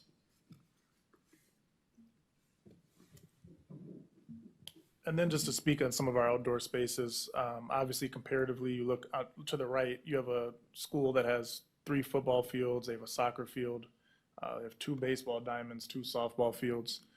What that really allows is it's not just about those athletic spaces. It comes down to, again, Franklin being a community space. And when we're pushing our youth teams, our rec teams, our athletic teams to come to Franklin, to participate at Franklin, to host everything at Franklin High School, that's amazing. But you can also see that we just do not have the space that other places have to be able to have all them there. That football field, it says football, but that's also boys and girls soccer. That's also lacrosse. It's a baseball diamond, but when it's football season and the soccer team needs somewhere to practice, Mr. Brown says, we'll go over to the baseball diamond. So just examples like that. We have championship caliber teams and students that are being pushed all over the place. Our dance team that wins the state competition every year, they practice at the middle school. Our tennis team that just went to state this year, they practice at Greendale at the Village Club. So they go to another city. So this to me just encapsulates all of the different spaces that we have, but they're not sport specific. They're not anything specific. Our facilities really get turned into a catch-all and an overflow just to accommodate everything that we say that we want to accommodate for the Franklin community. Where is the desired picture from? I believe that's Waukesha, one of the Waukeshas. I don't know, I lose track of all of them. And also the previous slide, could you? Yeah, the previous slide is the same picture. I believe it's one of the Waukeshas.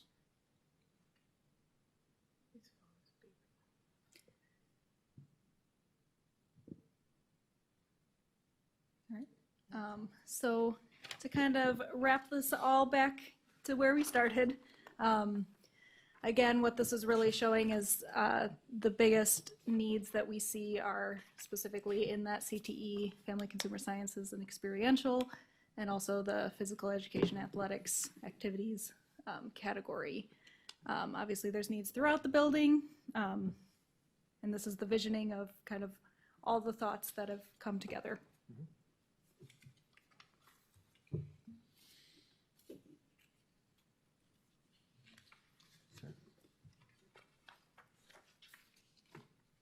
So this really brings us back to questions that frame our learning back from the beginning. Yeah, thank you, Paige. Just jotting it down. You got me. Yeah. So Paige said it really well. This brings us back to the questions that frame us. It's really wrapping it all back together. The next slide talks about our next steps, which we hit well at the beginning, just coming back December 13th in our retreat that's purely around taking everything we've learned and having discussions to start being in that. What's our solution or options to solve some of these opportunities ahead of us? But at that point, too, it's also an opportunity, like if there's any questions or clarity that anybody here can offer anybody about tonight's presentation, high school-wise. Yeah. I'm just looking at the italicized commentary at the bottom of this slide, specifically the bit about does not change the curriculum. And I think we had a slide earlier on about what you're presenting to us doesn't even address like ideas of like novel curricular growth. Do you understand what I'm asking? I do. And that is something that we will want to be thinking about as we move into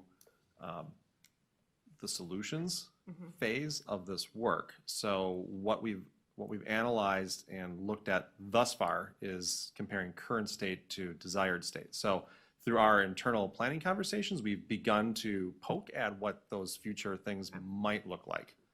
But that will very likely grow in conversation as we start to think about what we may do. Okay, thank you. This has been a lot to chew on, and it's really good information. And it brings up, I think, the most important question that we as a district are going to be answering probably starting December 13th, but maybe starting today. Is the space that we have, not the space, is the high school, when we make changes, or if we make changes to the high school, is it going to be big enough to last us until 2040 when we're planning out till? Or do we need to think about moving to a different site? I'll start that answer. That will likely, I would imagine, be the charge when we start to explore potential solutions. One of the scenarios I would almost promise will be, what does it take to take the current high school site, current high school building, and address all of those things that we just talked about, including enrollment growth and projected enrollment growth at that site. And whatever that answer may look like, we'll then need to evaluate, does this make sense from a financial standpoint? Does it make sense from a planning standpoint? We'll want to think about what might it mean from a student and family and community experiential standpoint if we were to even implement this on a site of this size. So I can't answer that question yet, but that is exactly the kind of thing that we'll be looking at in the solutions phase of this work. So can I, from an architect, like I work at St. Luke's and they've built up. Right. Is the ground, or however you as an architect figure that out, can we build up, or is it not, is it too unstable? And simple answer is yes and no. Yes, you can build up, but most likely to do that, we'd go down first. So that's a question we almost always get in school districts. There's always a story.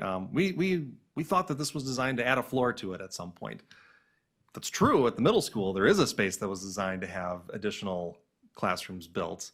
That's not true at the high school. So to make it happen, most likely we would take building down and then put new building back higher in its place.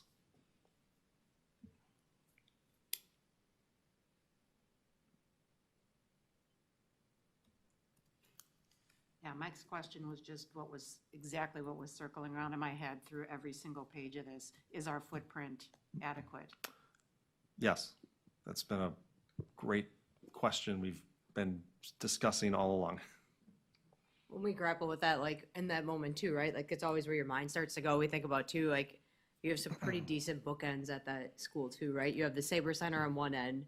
So if you decide to rebuild somewhere else, what do you do with that Performing Arts Center? And if we're trying to build a pathway for theater, how is that maybe disjointed or not? Doesn't mean there's not a solution. Again, it's not offering an answer, but it just creates another complexity to it. You have a football field on the other end that's turfed and the baseball diamonds that are new. Again, not that it can't be moved or still could be utilized if you built somewhere else. It's just things to think about in the space too, like what is there and how would you redo that? Or would you? So it's complex. You've definitely hit on that. Angie, please. I know when we were talking about the elementary schools, one of our guiding principles was we value the idea of a neighborhood school. At the very beginning, we made the statement, we have one high school. I'm just curious, if you were designing a brand new high school, what is your ideal size in terms of a student population? I don't know that we can answer that. It's affected by so many different local variables and desires, right? I don't have a desire to have two high schools, but I'm just curious if we're bumping up against, did you just say no? Oh, I thought you did.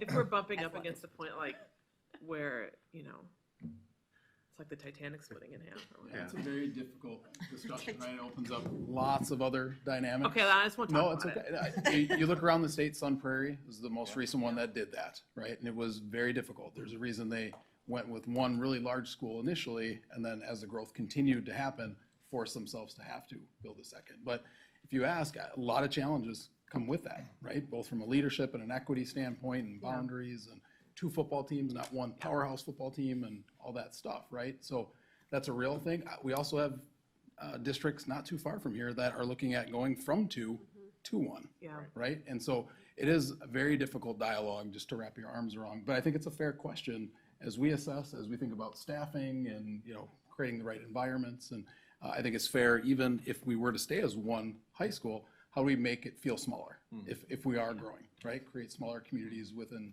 that. So I think great question and look forward to furthering the dialogue as a group as we go forward. I've worked in a community with two high schools, and I will tell you, it was a constant battle of inequities between the two. Sure. Who has what, who doesn't have what.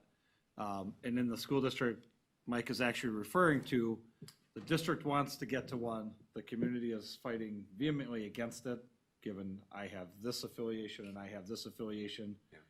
But then they still continue to argue over who has what and who has what, and they don't want to help get the what's over here either, so. I'll just sit quietly and hope that the footprint is larger than it appears. Well, I'll add one more thing to yours, Mary. The question about can we just build up? So Nick had mentioned like we'd probably take down first to build up, right? So our facility is not meant for a second floor. So you could leave it entirely in its place, but you'd have to build an exoskeleton, essentially an exoskeleton around it to support a second level.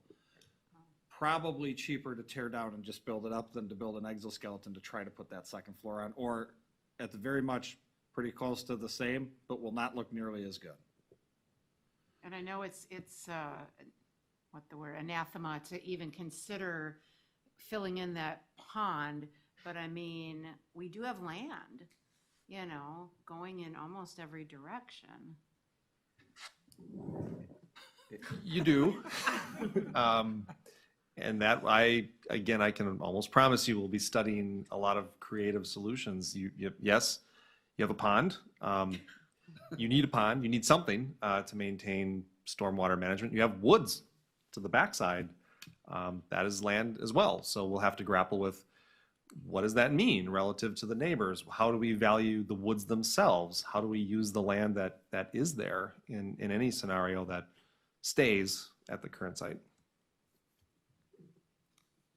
In a far less expert way, I think, in seeing a lot of schools around the state go through things where they've found creative solutions, I think our team here is committed to, like thinking of things that are, like really gonna be able to take your ideas and your thoughts and your desires and wishes and giving you a lot of options to look at.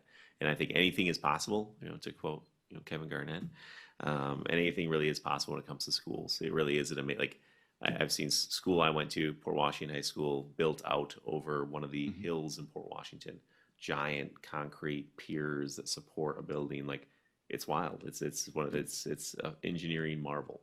But also, like, they had to wrestle with what do they want to do, And again, that's the exciting part of the direction you get to set for us is really that. And I think we have, again, a great team here who will really help us think big to satisfy the needs that, we're articulate or things that you desire to accomplish for our students. Linda, please. I know you don't want to hear this, but 20 years ago, Franklin this is not the first time Franklin is considering that you're even saying those words about one school, two school, new school. And here we are 20 years later and we have the same school. I just want to say, we just built onto that school. We committed huge dollars when we did the last referendum. Did we miss some questions at that point? Or why are we here asking these questions when, was it 10 years? Less than 10 years ago, we did a major investment. Did we miss some questions then that we should have been asking? Maybe. Well, I want to hear. yeah. Not having been part of that process, that was a different team that led you through that. I don't know what the questions were that were posed in that process. I think what we've shared today is a lot of good was done in that referendum, in that project, right? The Sabre Center is wonderful. The arts are wonderful. It's an incredible success. Was there consideration to moving to a different site at that time? I don't know. Was there even a different site in play at that time? I don't know that either. But where we are today is wonderful things have been done and significant resources have been invested in that site. And there's tremendous life in that building. So in a way, it just makes it more of an interesting puzzle for us to solve moving forward. So how do we value what was done? Well, and realistically, we're not going to be able to do every single thing that the problems you've presented to us over the past several months imply.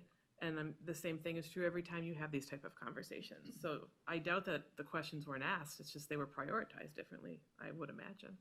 Yeah, and I think you see that if you were to look at the slide that had an evolution diagram of the floor plan, all the additions over the years to that building. That is so common. That is a response to responsible investment to align with growth in a community that's continued to grow year over year for many years now.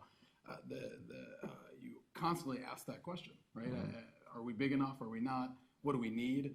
How do we not overbuild? What if the growth doesn't come, right? That's constantly a juggle in this discussion, as it is today, right? And we continue to have that dialogue. So in my experience, it's always easy to look back and say, what did we do wrong or what could we have done differently? Anytime we say we're now reaching capacity or soon could be over capacity, there's always a question that we didn't build big enough before. Right. But if you overbuild before and have a bunch of empty classrooms, everybody says, well, I don't know that we needed to build out, right? So it's always a balance in this discussion. And I think that's the whole exercise here in a master plan is that whatever a first phase looks like, if there is a first phase, it is in alignment with whatever that master plan is, right? And that first phase is defined by these conversations. It's defined by all the dialogue we're going to get back from the community and listening sessions and surveys. And that's, I think, hopefully, knock on wood, the commitment the team has made and the leadership has made to go about this in a very thorough manner. And so, again, great question. I think that's a part of what the solution will be defined by. Linda, go ahead. I'm kind of confused at where we are in the process, though, because you talked about all the scenarios you're considering. I thought we weren't into that phase yet. We're still. We're not. So as we are gathering information, so we, as a core team, we need to prepare ourselves for the conversations that we will all have in December. So when we start to envision what might happen at the current high school site, or perhaps what might happen at a different high school site, we need to be prepared to say, if you did X, Y, and Z at current Franklin High School, these are the struggles. We're going to be building over ponds. Where is parking going to go? How do we add additional athletic fields? What happens to the neighbors, the neighborhoods? How do we have fire access to our site? These are all things that we have to be prepared. So us, we have to be almost a little bit of a step ahead of this conversation so we can have good conversations together later. Maksu, please. You know, one of the themes which I have seen, and I think it's going in every field, and that most of the buildings are now with glass to allow more sunlight, you know. And of course, our building doesn't have that, for example, even if you take a library, you know. So my question is that, of course, the desires and the wants and the practical, what we can afford, is always be a balance. But if we want to achieve the most what we want, you know, at the same time, you know, balancing the budget and the cost to it, do we have, I think you mentioned that we have the natural space, land, where we can outgrow the school to achieve some of the, like, library, which has, you know, nice daylight with glass, you know, right. Nice. So is it possible to kind of, you know, outgrow, and how much can we outgrow the high school with the current land which we have? Also, like the CTE, which you mentioned, you know, like having up to date, you know, because we want to offer the students first class experience, that they're not in the basement, they are actually, you know, the core of our society, kind of, you know, because the electrician or a plumber, we need, all of us, you know, need that, and it's a highly sought after trade. So do we have space? And maybe it's too premature to ask you that, but yeah, I don't know. Slightly, but I'll give you an answer. Anyway, the building itself, yes, we can fit what we need on the site from the building standpoint, and it may very well point us in a direction where there are pieces of the building that we do want to completely replace and go higher and stack more space, essentially increase the density of usage within the footprint of the building. That's kind of architect speak. Where we probably will get pinched is all of the athletic fields and the other things around the site to support it. So we may, as we go into this process, find ourselves starting to weigh on a cost-benefit analysis side, what does it mean to have some functions on this site versus another site within the district to allow us to do something else on the current high school site? We don't have answers to that yet, but that's exactly the kind of thing that we'll be exploring in the next phases of this work. Leading to the question, for example, I know, like, you know, athletes, you know, the soccer field, everything takes a lot of space. And the rec building which we're thinking of, you know, of course, we want to have the association of the high school with the teams and the facilities to achieve what you're proposing from an educational perspective, from the CTE to the library and all that stuff. Will it be more, of course, it may be a nightmare for the transportation and all the stuff, you know, to have the soccer field and everything, you know, at one place, and the high school is here, which is kind of more of a hub for other activities. Is it realistic to kind of have, are there schools in the state of Wisconsin where have athletes and everything in one big, for example, you know, mega giant, where the community can come and also the schools can, you know, at the same time, kind of, you know, one investment which kills the two birds, and the school is more for the CT, the arts, and the music, and et cetera, et cetera. Do you have examples of that? If I can just interject, like, we are, in terms of athletics being off-site, we're doing that now. So, like, we get our gymnastics team travels to a local gymnastics gym that we have to rent. We have to rent courts for tennis. every single night of the basketball season, we have at least one team practicing at one of our elementary schools. So, you know, if it comes down to like the master plan where we need to utilize like in some of our plans in the original plan that was presented to us in 2016 or 2017, the field house goes right where one of our major practice fields will be or is currently. So that's something that we like, again, it's that cost benefit trade-off there. And if we had green space somewhere else in the district, like we're going to utilize it. It's going to, you know, I don't think we would build anything new that isn't going to be completely maximized and used by our teams, the rec program, the community. So we are doing that now. Like we would find a way to make that work if that's what has to be done. Ideally, from a personal point of view, I would love to have everything on our campus so that our kids get dropped off in the morning and we have zero barriers to students in participating in any of our rec programs, zero barriers to participation, any of our extracurriculars or any of our classes, you know, for that matter. But ultimately understanding we have the footprint that we have. Yeah, to echo that, I'm not familiar with any district that has a complete athletic campus somewhere separate from their high school. We do see anything that has low infrastructure, like a soccer field, right, or practice soccer fields, right, because you don't have a lot of other lights and bleachers and bathrooms and things like that. Same thing with like tennis courts, right? A lot of times when you have unique partnerships where you may have a local tennis program somewhere, you can use their space, or a local component that has maybe a pool, right? They go use the pool. So that movement, I think, is very, very common in districts all over. But I think it's really the infrastructure. We don't see a lot of like large stadiums that have, you know, a lot of components, have a lot of equipment moving back and forth between the building, where you would have to have separate locker rooms and separate referee spaces and all that kind of stuff. So I think that's a part of the dialogue as you look to, you know, what that might look like. If things did push off campus, where might there be not just the space, but the partnerships, right? And we're also fortunate in that we are very close to lots of other very successful districts with other pieces that those partnerships sometimes work, sometimes don't, but sometimes do.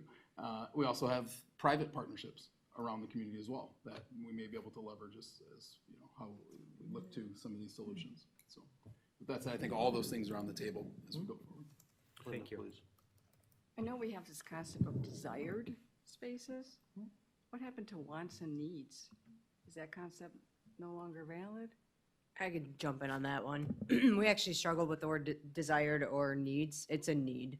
Desired may not be the word that associates best with it, like you're saying, but it's a need. Like, and I think that's what the words that were spoken tonight, the pictures show. Like, we have the numbers, we have the demand. Our curriculum and learning is there. We need the facility to match it. So desired, if it needs to be said as needs, I'd say that's what it is. We're not saying like, oh, this is a wish and hope and maybe we'll use it. It's a definite, it'll be used. There's a need and demand for it now. And this is what it could look like. I think when you put desired in, I think Dr. Beer said it before, it's like we may not be able to do everything.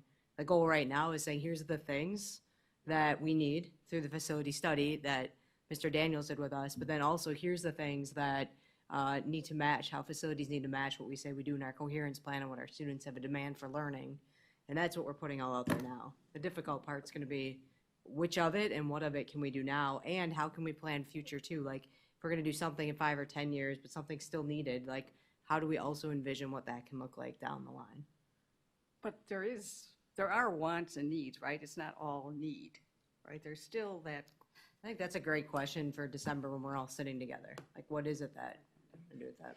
Yeah, I mean, sure there's wants and needs. Okay, just want to make sure we Yeah, didn't. no. It it's would all be, need, it not would be want. so nice if all of this, if there were some obvious things that were just pie in the sky, you know, asking for a rotating restaurant on the top of the school that we could easily strike from the list. But what I'm hearing is that you can't, it's difficult to even prioritize these things within a presentation because they are all currently needed. That's what I'm hearing, at least. What I think what's great about those pictures, I appreciate who asked like where they were from, because I think that was a really good thing for us to point out. Like those are schools that somebody in this room has stepped foot in, or multiple of us, to see their neighboring. You don't have to drive far to go there. There are opportunities that the families in nearby village or nearby cities have. So it's not a, I guess, to your rotating restaurant on the roof. It's not something we're just dreaming of. There's great dreams we could have, right? There's moments where we'll have sidebar conversations about, wouldn't it be great to have this, or there's some amazing things you see in other states, but this is really like making us come up to pace with maybe things that are directly around us, but it's not really shooting for something that's not already a need that's identified, or dreaming for that to grow a little bigger, but knowing that that's something we need to make that happen. It's hard to accept, but it's, yeah. I think a lot of times when we facilitate those conversations, it is subjective, right? Because everybody in the room is going to have a little different feel or opinion on that. And a lot of times it comes down to prioritization, right? How are we prioritizing what of these things are highest of need today? And the things that fall outside of that, they may become the wants. They may become the things we work towards or plan for next, or in next phases, or whatever it may be. But I think to Dr. Excuse me, I keep saying Dr. Annalie's point, I keep promoting her, I'm sorry. I think that's the whole exercise that we hope to start to have as a group, that we have with the community as we go forward. So it's a fair question. Well, and I think too, like you said, prioritizing, we are going to be having all these conversations. We've been doing this work. The next step is going to be going to the community and hearing too from the community, what do they see as the priorities, and how do we make all of those pieces come together? So it's not, we're not deciding anything here tonight. We are gathering this information so that we have a clear understanding, and we can start, having more in-depth conversations, so we can go to the community and find out what is it that you really feel we need, and kind of share those ideas. So it's all part of the process. That's why we start with our Gantt chart. That it's like the whole process here. I know I've said this phrase to certainly Mike, and you guys have heard it, but and I'm not going to take credit for it. It comes straight from Tim Culver, but the community will get buildings that they want. So to your point, we're going to find out what they really want. That's part of the process. And they might tell us nothing. Like I said, no, perfectly fine. Or they might say, we want this. So we could be sitting up here saying we want X, Y, and Z, and they're going, we want A, B, and C. X, Y, and Z are way down on the totem pole, and that may be. Or they could say we want A, B, C, and X, Y, Z. But all of that has to be determined, but we have to figure out what all of those things are that our facilities need. And I would argue today the difference between needs and wants is perception. So I hear all the things that our high school staff is saying, and I see a need. I see students in the Family and Consumer Science Lab go into a kitchen that's worse than the one I walk into in my house, but we're trying to prep them into the culinary world. Yeah. So my kitchen's not designed for the culinary world. I certainly know that Family and Consumer Science one is. And I talked to Mr. Bonder, who tells me there's certain vehicles they can't raise up enough, so kids are like ducking to get underneath them to try to work underneath an automobile. That's not what they're going to see if they decide to go down to and work at Gerard's. So like just some common things to provide experiences even remotely close to what they'd actually see in that physical work world is the types of experiences we're trying to provide. And conversely, we have state tennis players who have never played a home match, ever. So. Yeah, Linda, please. Well, I also want to say that I find that we're looking at other places and what they have, and that kind of feeds into our wants and desires. And I think we have to remember that our community, we didn't just arrive here. We have a history, to your point about how you see how the high school has changed and evolved over the years. And we have to kind of keep that in mind also, that communities develop along these lines because of who they are. I mean, do we want to be Waukesha? Do we want to be these other places? Or do we want to be Franklin? What is Franklin? What sounds like we're always looking elsewhere to figure out who we are. So I would like to, this is what I just want you to think about that. That we kind of have to keep in mind the community. To your point, the community is going to decide, but it's not like we haven't seen what has happened in the past and what they have approved. And I will say that the culinary arts program at the high school reflects a low priority from administration and what they want us to put their money on.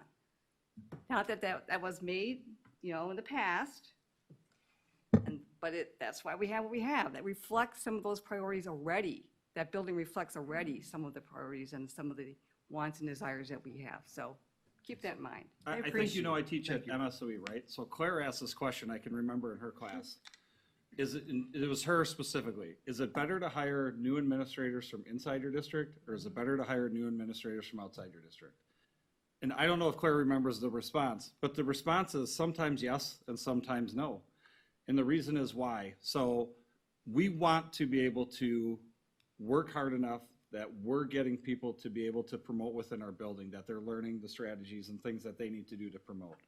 But if we constantly promote from within, inside of our own organization, we never generate new ideas from outside.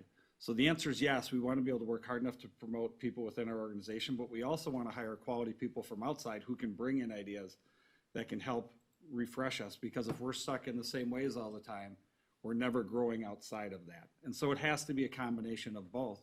So the idea that seeing other schools generates ideas, yes. Or do we want to be them? No, I want to be Franklin.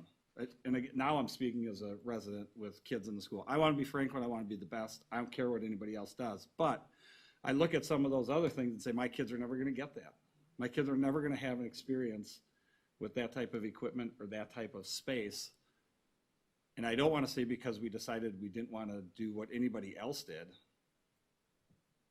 I think the wheel's been invented. I'm not going to invent a new one. I'm just going to go buy them when I need them, right? But I'm going to take a look at what other people have that they've done really well and say, hey, we could probably do that here. Whether it's a building or a process, we could do that here. And I'm going to look at other things and go, I don't want to do that. I think that's a terrible idea. I don't think we should do that. But if we don't see them, we don't know. Or if we don't experience them, then we don't know that either, to even have that part of, just to be part of the decision-making process. And whether we do or we don't is arbitrary, but let's find out what they are. Let's figure out if it's something we even want to pursue. And we can learn from others' mistakes. 100%. Well, and some of those pictures, remember, they're not all from other places, like the face labs. We included pictures from our middle school, right? There are many pictures that are throughout that slide deck that are from the middle school, and then those learners are moving to the high school and stepping back in that experience when it should be growing in that. And there's great labs that you do see that even grow from what our middle school has, because now you are looking at that culinary kitchen, just to use face. But I didn't want that to be lost in it too. There are a number of pictures in that slide deck that you probably recognize, often from the space that's in the middle school. But sometimes we have some great sensory rooms that might be located in one of our elementary schools that we can replicate on a scale that's appropriate for the age at the high school. So it's not all what we go and aspire from other places. Like, we are building. It is Franklin forward because it is who we are as Franklin and where our passion is and what we want. And that's why all the voices continually come to the table, and all of our voices will continue this work. But I didn't want that to be lost. There are a lot of internal pictures used in there too. I will say, Linda, we have had incredible success. Franklin Public Schools has had incredible success. And that's thanks to a lot of people in this room and a lot of people who aren't in this room, far more that aren't, because we've had a long storied history, and we want to continue through our community to grow that and make it Franklin's best. And Not just Franklin's good enough. and I have another question. I'll save that for. thank you. All right, thank you very much, everyone. Thanks. Thank you. Thank you, team. Thank you. Go take your picture now. All right. That was great. You know what? We're just going to use that one with Seymour. You and Seymour. That's awesome. How much he loves that picture. Just look at the smile on his face. Of course he does. All right, item D, policies 4215, 5120, 5802. Mrs. Bennon, please. Sure, so all three of the policies that are in front of you this evening, I've reviewed and looked at. There's no major changes. They're really only coming to the board in our method of continually looking at and reviewing policies. They wouldn't need to be board approved, but we are doing that as part of our process. So it's first read, second read comes back December 6th. And if you have any questions, let me know, please. Anybody have any questions on any of those three policies? All right, thank you. Board liaison reports. Does anybody have a board liaison report? I do. Please go ahead. I met with Mr. Daniels this week for our liaison meeting, or, we've had these monthly. I would say the most interesting thing that we talked about this week was his plan for professional development for all of his staff. and you think buildings and grounds, and maybe professional development is not the first thing that comes to mind, but he actually did a survey of all of his staff at different, the different levels, and what do you want? What would help you do your job better?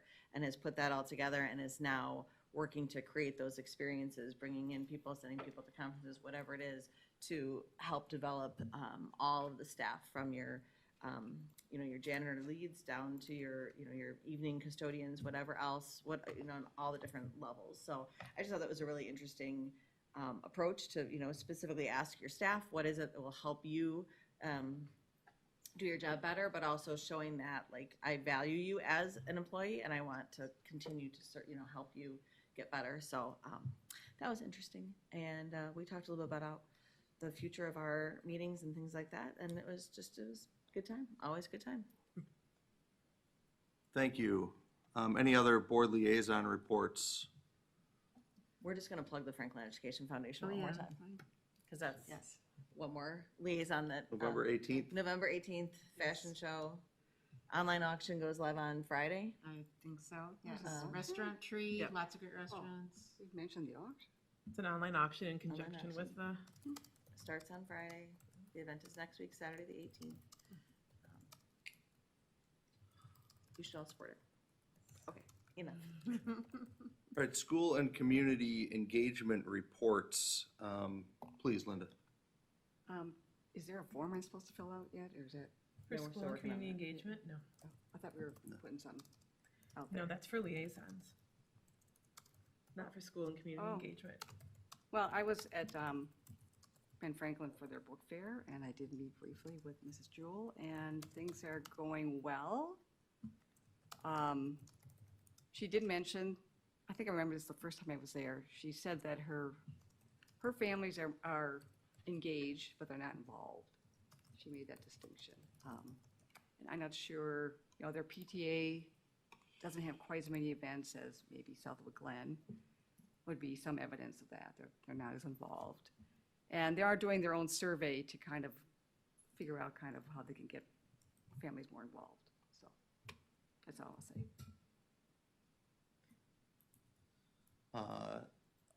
Mr. Cromie and Mr. Daniels and I went to the city council meeting last night to talk about the traffic light Thank you. proposed Yeah, at the thank high you very school. And it was approved to go further. I got an update just before this, if you want to know. Please, and maybe Jason, you'd like to come up to a microphone. Mr. Craig, please. Yeah, I'll let him share because it was great news before this, so. Jason Craig is Alderman for District 6. Thank you for letting me speak to you guys, even though I am not a Franklin Public School resident. I hope you'll forgive me for that.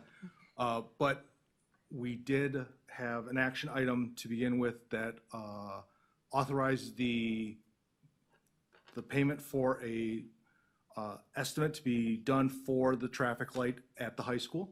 That was passed. And then later on in the evening, there was a budgetary amendment for the 2024 City of Franklin budget that set aside money for the stoplight project. So we took the higher end of what our engineering department estimated the cost would run. We put that aside. So unless there's a wild want for traffic lights across the country driving up the price of traffic lights, this project will be completed. We have to wait for the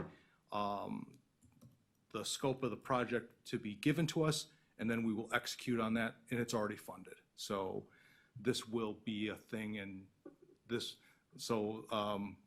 having a meeting at the high school will not be something where people will be like, oh man, I gotta go like 2 hours beforehand, so. So what is exactly a stoplight, like a green, Mhm. stop, full stop? Mhm. And Yep. changing, okay. Red, yellow, green. Okay. Not At just which a- intersection, the middle one? This would be the main entrance to the high school across from South Preserve, or pretty close to across from South Preserve. Okay. Kind of just past the flashing light Gonna thing be that's the there right news now. of the town. And you're going to pay for it all? No, Right? we will be Not sharing me, the the- cost as the We're sharing district the and the cost. city. Yep. What's the cost share? At this point, it's about That- 50/50, but Yep. we'll finalize that. It is still a work in progress, but we have already appropriated funds for this.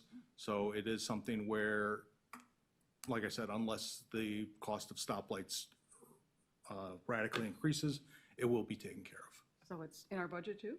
We're going to use Fund 46 for this, so we'll move it into a long-term capital project. And we've really designated it as a super high priority, given the safety issues that our students have crossing the road. So we'll move projects that we would potentially put into Fund 46 to scoot this one to the front. And I would like to note that there has been a great deal of outcry within the community for this. So very much a great partnership between City Council, the Franklin Public School Board, and, you know, not speaking it as an individual, not on behalf of the City Council. It is great to have this sort of partnership with Franklin Public Schools and look forward to having other sort of partnerships in the future. Thank you. I agree, and Thank you. that's, we talked about partnerships, and yes, Linda, I think it will have to come for us to discuss, but before it's built, but to approve the expenditure. But moving forward, trying to get it done. I think that's a great collaboration because when you're talking about safety, you know, especially even 50/50, it seems to be a very good deal to me because the city is paying for 50% of it, and which, you know, so that's definitely, I think, a good collaboration where we as a city and the board are keeping safety first. Side note, on the city council meeting, there was, Volition was also received an award, and a nationwide award, and one of our high school students went and spoke in Washington DC last week, Zira Shekhar, and she also received an award. So good for Volition. I did my annual go and speak at the Pediatric Healthcares and Pediatric Careers in Healthcare and Child Development class. There was 2 sections of it. It was the third family and consumer ed teacher who'd been added. And again, she's teaching, her classroom isn't one of the FACE classrooms, and she was rushing in from having taught a food class the second hour with literally spilling apple crisp out of her pockets as she had to move into her second classroom. We had a very good class, but the difficulty of juggling space needs and FACE was readily apparent. Thank you. I Mary, went to please. the WASB Fall Legislative Conference. Oh, good. And in reviewing these policies, it looks like I'm probably supposed to have some kind of formal, written synopsis of what took place. So I mean, it was fascinating. It would be by the next You meeting. don't have to do it in the 2 days since your conference. Yeah, it was great. The best part was it was in Green Lake at Heidel House, and so I got to meet my girls in Oshkosh, and they let me buy them stuff from Target. So, but it was a great conference, just absorbing so much information, just fascinating. Good for you. Thank you. Anyone else? I would, Emily, when you were giving your update earlier and all the sports teams doing amazing things, I know that Mr. Hein and Mr. Smith mentioned it, but just one more to add was our diver, I Leah, heard who that, yeah. is That's great. going to state this weekend, so we should be Who is? celebrating Leah, Leah Pierre is Oh, going to female divers.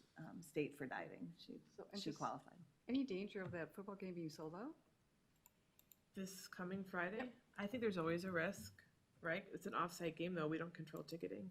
It's in West Dallas. Oh, I know where it is. I just was wondering if you heard. Yeah, of it. Use the Oshkosh, app obviously there GoFan. wasn't that chance, but, GoFan is the app that it is on if you're interested. All right, future agenda items, Pleasant View Elementary School presentation, coherence plan update and annual assessment report, board clerk's report, 2024-25 calendar approval, Policies approval 4215, 5120, 5802. Excuse me, Southwood Glen presentation, 2223 audit review. Review and discussion of WASB proposed resolutions, communications update, open enrollment seats, administrative contracts, first read, and policies 3611, 3630, 3724, 5364, 5370, 5460. And in terms of the I'm sorry, Linda, in terms of the WASB, please remember to talk to Darlene if you would like to go to the WASB conference. Please, Linda. Question on K, administrative contracts. What is that? Is it a policy or is it? By state statute, you bring the administrative contracts to the board in January. We're getting the district on track to do that. It hasn't happened in the past. New. Just following the process that's laid out, correct? Not new contracts per se. Right, okay. Will we get those in advance then, or how would that work? Are we asked to approve these, or what is the?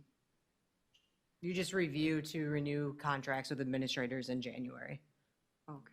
So we'd be bringing forward to renew or put on a plan of improvement, if that were the case, any administrators. And it looks like it's a first read, so yes, we would have it in advance of approving it. Okay, thank you. That's in January. All right, school board member comment, any comments? Looking for a motion to adjourn the meeting. So moved. Second. Motion was made by Mrs. Sapersky, seconded by Mrs. Witkowski. All in favor? Aye. Opposed? Motion carries. We are adjourned at 8:16 PM. Thank you, everyone.